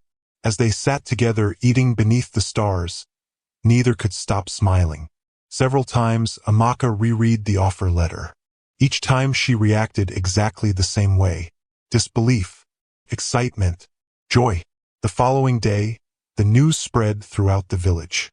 And the reactions were immediate. People were stunned, completely stunned. The same villagers who once laughed at Obinna now struggled to believe what they were hearing. A company in America hired him? Impossible. No, it's true. They offered him a senior position. Some people refused to believe it. Others became jealous. Many simply stood speechless. The transformation happened almost overnight. Suddenly, the former critics became friendly. Very friendly. One afternoon, Obinna encountered several men who had mocked him repeatedly. Now they greeted him enthusiastically. "My friend!" Obinna almost laughed. Months earlier, those same men had called him a failure. Now they wanted friendship. The change was almost comical. Meanwhile, several women who once insulted Amaka suddenly praised her. "You're such a good wife. We always knew you were special." Amaka simply smiled politely. She remembered exactly what they had said before. Neither she nor Obinna held grudges. But neither forgot. A few days later, the village chief invited them for a meeting. The elderly man welcomed them warmly. "We are proud of you." Obinna smiled respectfully. "Thank you." The chief nodded. "Your story teaches an important lesson." "What lesson?" The old man looked around the room. "Never judge people during difficult seasons." Silence followed. Everyone understood the message. Many villagers lowered their eyes. They had mocked Obinna when he was struggling. They had mocked Amaka because she was poor. Now life had proven them wrong. 1 week later, official documents began arriving. Contracts, visa paperwork, travel arrangements. Everything moved quickly. The company wanted Obinna in America as soon as possible. Each completed document made the opportunity feel more real. One evening, after signing another set of forms, Obinna sat quietly outside his house. Amaka joined him. For several minutes, neither spoke. Then Obinna looked around the compound. The small house, the familiar trees, the dirt paths, the simple life they had built together. A strange feeling filled his heart. "What are you thinking about?" Amaka asked. He smiled softly. "This place." She nodded. "It changed us." "Yes." Obinna looked toward the stars. "When I came back here, I thought my life was over." Amaka reached for his hand. "But it wasn't." "No." He smiled. "It was just beginning." As the cool night breeze moved through the village, both sat quietly reflecting on the journey that brought them here. The fall, the heartbreak, the humiliation, the struggle, the love. Every painful moment suddenly seemed connected. Every setback had led them toward this opportunity. And although neither knew exactly what awaited them in America, one thing was certain. Their lives were about to change forever. The poor hunter and the orphan girl would soon leave the village behind. A new chapter was waiting, a chapter filled with possibilities neither could have imagined. And it was closer than ever. The weeks leading to Obinna and Amaka's departure passed faster than either of them expected. After months of hardship and uncertainty, everything suddenly seemed to move at incredible speed. The company handled most of the arrangements. Visa approvals arrived. Flight tickets were issued. Travel documents were finalized. Every completed step made their upcoming journey feel more real. Soon, there was no denying it. They were leaving the village. They were leaving Nigeria. They were moving to America. Even now, the thought felt unbelievable. One evening, Obinna sat outside his house watching the sunset. The familiar orange glow spread across the sky. Children played in the distance. Women returned home carrying baskets. The sounds of village life filled the air. For years, he had dreamed about escaping failure. Now he was preparing to leave behind the place where he had rebuilt himself. A strange mixture of emotions filled his heart. Excitement, gratitude, nervousness, sadness. Amaka joined him on the wooden bench. "You've been quiet lately." Obinna smiled.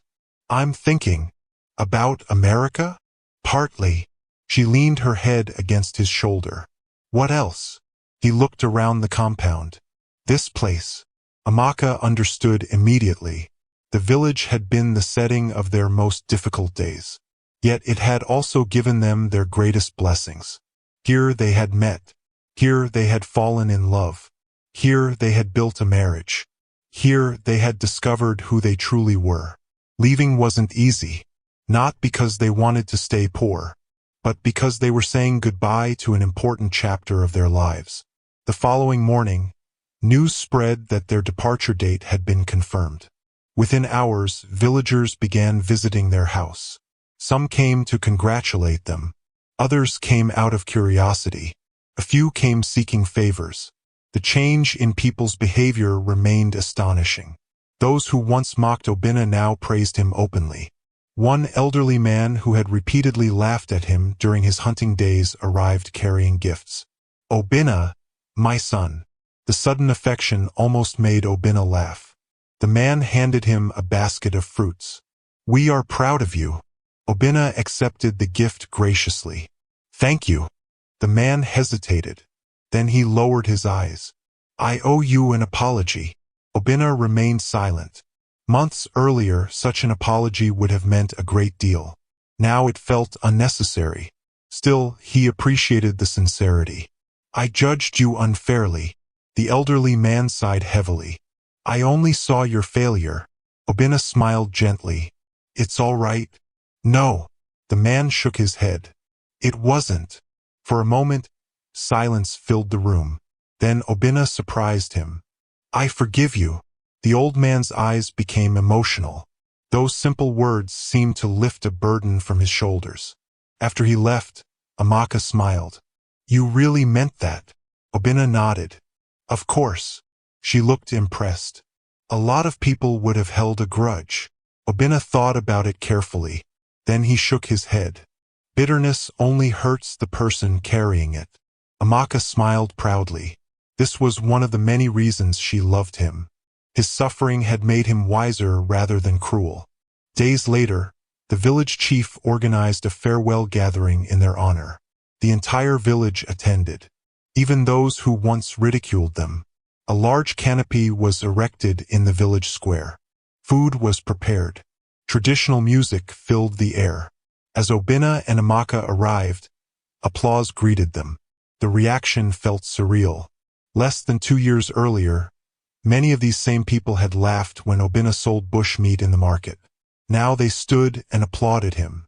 Life truly had a strange sense of humor. The village chief rose to speak. His voice carried across the gathering. Today, we celebrate two people who taught us valuable lessons. The crowd listened attentively. Many of us judged them. Silence spread through the audience. We mocked them. More silence followed. We underestimated them. Several villagers looked down. The chief nodded slowly, but they never responded with hatred. He pointed toward Obina and Amaka. They responded with dignity. The audience applauded loudly. The chief continued. Their story reminds us that difficult seasons do not last forever. The applause grew louder. As Obina looked around the crowd, he felt no anger, no resentment, only gratitude. Everything that had happened, the good and the bad, had shaped him into the man he had become. That night, after the celebration ended, he and Amaka walked home beneath a sky filled with stars. Neither spoke for several minutes. Then Amaka laughed softly. What? She shook her head. Do you remember when people called us the failed billionaire and the poor orphan? Obina laughed. How could I forget? Now look at us. He smiled. Life changes quickly. Very quickly. They continued walking hand in hand. The future felt closer than ever. Finally, departure day arrived. Before dawn, the village was already awake. People gathered outside their house. Neighbors came to say goodbye. Friends offered prayers. Children waved excitedly. Several elderly women hugged Amaka repeatedly. Many struggled to hold back tears. For someone who grew up as an orphan, the affection touched her deeply. Years earlier, she had believed nobody cared about her. Now an entire community had come to wish her well. As the vehicle arrived to transport them to the airport, emotions ran high. Pao Keke approached Obina. The elderly hunter smiled warmly. I told you hunting would help. Obina laughed. It certainly did. The old man nodded. But not in the way either of us expected. Both men laughed. Then Pao Keke pulled him into a tight embrace. Make us proud. Obina's eyes became emotional. I'll try. No. The old hunter smiled. I know you will. Soon it was time to leave.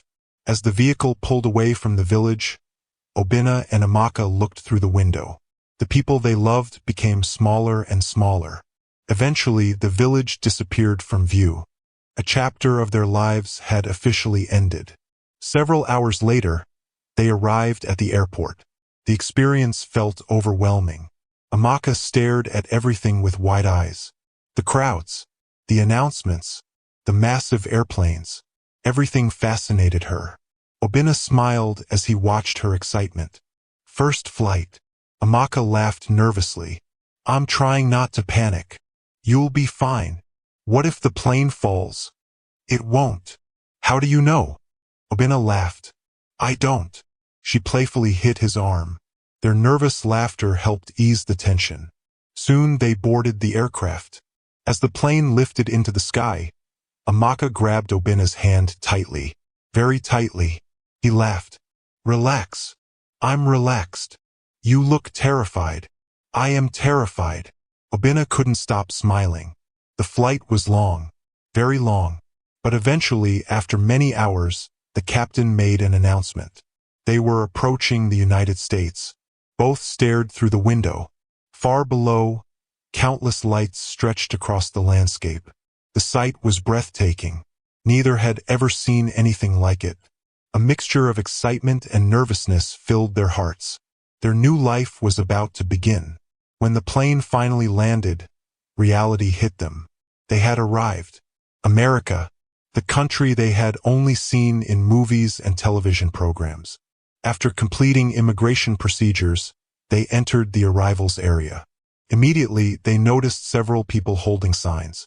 One sign displayed Obina's name. A professionally dressed woman smiled and approached them. Mr. Obina? Yes. Welcome. She extended her hand warmly.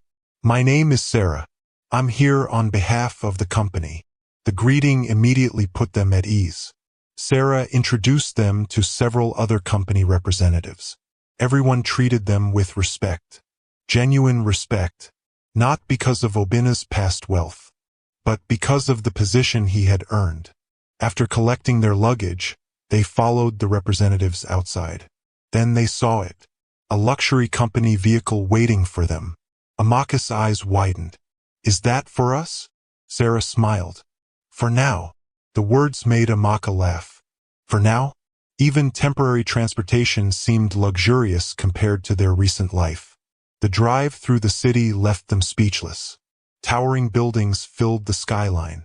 Bright lights illuminated the streets. Everything felt enormous, modern, fast. After some time, the vehicle entered a beautiful residential neighborhood. Tree-lined streets stretched in every direction. Large houses stood behind manicured lawns. Finally, the vehicle stopped. Sarah turned toward them. "We're here." Obinna looked outside. For several seconds, he couldn't speak. Neither could Amaka. The house before them was stunning. Modern architecture, beautiful landscaping, a spacious driveway. Everything looked perfect. Sarah smiled. "This will be your home." Amaka's mouth literally fell open. "Our home?" "Yes." The company representative nodded. Fully furnished and ready. Tears instantly filled Amaka's eyes. Obinna felt emotional too. Months earlier, they had worried about buying food. Now they stood in front of a beautiful home thousands of miles away from the village. The contrast was overwhelming. As they stepped inside, their amazement only grew. The house was beautiful. Elegant furniture, modern appliances, spacious rooms. Everything exceeded their expectations. At one point, Amaka simply sat on a sofa and cried. Happy tears. Overwhelmed tears. Obinna sat beside her. For several moments, neither spoke. Then she looked at him. "Is this real?" He laughed softly. "I think so." She shook her head. "I still can't believe it." Neither could. But it was real. Every struggle, every sacrifice, every painful moment had led them here. And although many challenges still awaited them, one thing was certain. Their new beginning had finally arrived. A new country, a new home, a new opportunity. And the next chapter of their lives was only just beginning. The first few months in America were filled with adjustments. Everything felt different. The roads, the weather, the food, the culture, even the way people spoke. For Obinna and Amaka, every day brought a new experience. Some moments were exciting, others were challenging. Yet through it all, they faced everything together, just as they always had. On Obinna's first day at work, he woke up before dawn. Old habits never disappeared. As he stood in front of the mirror adjusting his suit, he felt a familiar mixture of excitement and nervousness. Years earlier, preparing for work had been routine. Now it felt like a second chance. A chance he never expected to receive. Amaka appeared beside him. She smiled proudly. "You look good." Obinna laughed. "I feel nervous. You've managed companies before. This is different." "Why?" He thought for a moment. "Because this time, I know how much I could lose." Amaka gently held his hand. "You won't lose it." Her confidence made him smile. "You always sound certain." "Because I believe in you." The words strengthened him immediately. As he left for work, he realized something important. Years earlier, he had faced the business world alone. Now he had someone standing beside him. Someone who believed in him completely. The difference was enormous. When Obinna arrived at the company's headquarters, he was amazed. The building was massive. Glass walls reflected the morning sunlight. Hundreds of employees moved through the lobby. The atmosphere buzzed with energy and professionalism. Several executives welcomed him warmly. Meetings filled most of the day. Introductions, presentations, strategy sessions, operational reviews. The workload was intense. But something unexpected happened. Obinna felt alive again. The challenges energized him. The responsibility motivated him. The opportunity inspired him. Most importantly, he realized he hadn't lost his skills. Not even close. His years of experience remained valuable. His instincts remained sharp. His leadership abilities remained intact. The only difference was that now he possessed something he lacked before: humility.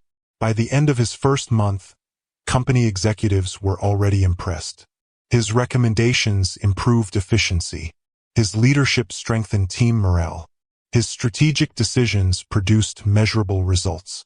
Word spread quickly throughout the organization. The new executive from Nigeria was exceeding expectations. Meanwhile, Amaka was also adapting to life in America. At first, the transition overwhelmed her. Simple things felt complicated: public transportation, shopping centers, technology. Everything seemed unfamiliar. But Amaka approached every challenge with curiosity and determination. Soon she began taking classes, learning new skills, meeting new people, exploring her new environment. Her confidence grew steadily. Yet, despite the comfort of their new life, neither forgot where they came from. The village remained close to their hearts. Often they spoke about Nigeria. They remembered the mango tree where they spent countless evenings talking. They remembered their small house. They remembered Pao Keke. They even remembered some of the villagers who mocked them. One evening, several months after arriving in America, Obinna and Amaka sat together on the patio behind their new home. The setting sun painted the sky beautiful shades of orange and gold. For a moment, the view reminded them of the village. Amaka smiled. "What are you thinking about?" Obinna laughed. "The market." She looked surprised. "The market?" "Yes." He smiled. "The place where we met." Amaka laughed. "You were selling rabbits. You bought one." "It wasn't a very big rabbit." Obinna pretended to be offended. "It was a magnificent rabbit." Amaka burst into laughter. The memory still made both of them smile. Sometimes happiness came from remembering how far they had traveled. 1 year passed. Then another. The company continued thriving under Obinna's leadership. Profits increased significantly. Operations expanded. Several struggling divisions became successful. The board of directors repeatedly praised his work. Soon, promotions followed. Then bonuses. Then stock options. Before long, Obinna had rebuilt much of the wealth he lost years earlier. The irony wasn't lost on him. When he desperately wanted success, it had slipped away. When he focused on character, purpose, and relationships, success returned naturally. The lesson remained with him forever. One afternoon, a business magazine requested an interview. The publication wanted to feature his remarkable story.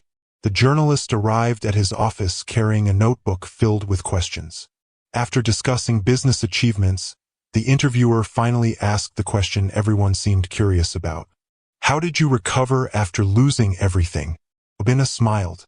The answer came immediately. "I didn't recover because of business." The journalist looked surprised. "No," Obinna shook his head. "I recovered because of people." "What do you mean?" His smile widened. "There was a time when I believed money was my greatest asset." The journalist listened carefully. "I was wrong." He looked toward a photograph sitting on his desk. A photograph of Amaka. "My greatest asset was the person who stayed when everything else disappeared." The interviewer followed his gaze. Understanding immediately appeared on her face. "Your wife?" Obinna nodded. "Yes." The article became incredibly popular. People around the world were inspired by his story. The rise, the fall, the betrayal, the love, the comeback. Everything resonated with readers. Soon, invitations began arriving. Leadership conferences, business summits, corporate events. Universities wanted him to speak. Young entrepreneurs wanted advice. Investors wanted meetings. Obinna accepted some invitations. At each event, he shared the same message. Success matters, but character matters more. The lesson came from experience. And because it came from experience, people listened. Several years later, another dream became reality. Obinna and Amaka established a charitable foundation. Its mission was simple: support orphan children, provide educational opportunities, help struggling families. The foundation quickly expanded. Schools received support. Scholarships were awarded. Lives changed. One day, while reviewing reports from the foundation, Amaka became emotional. Tears filled her eyes. Obinna noticed immediately. What happened? She pointed toward a photograph. Several orphan children stood smiling outside a newly renovated school. I used to be one of them. Her voice trembled. The memory remained painful, yet it also reminded her how far she had come.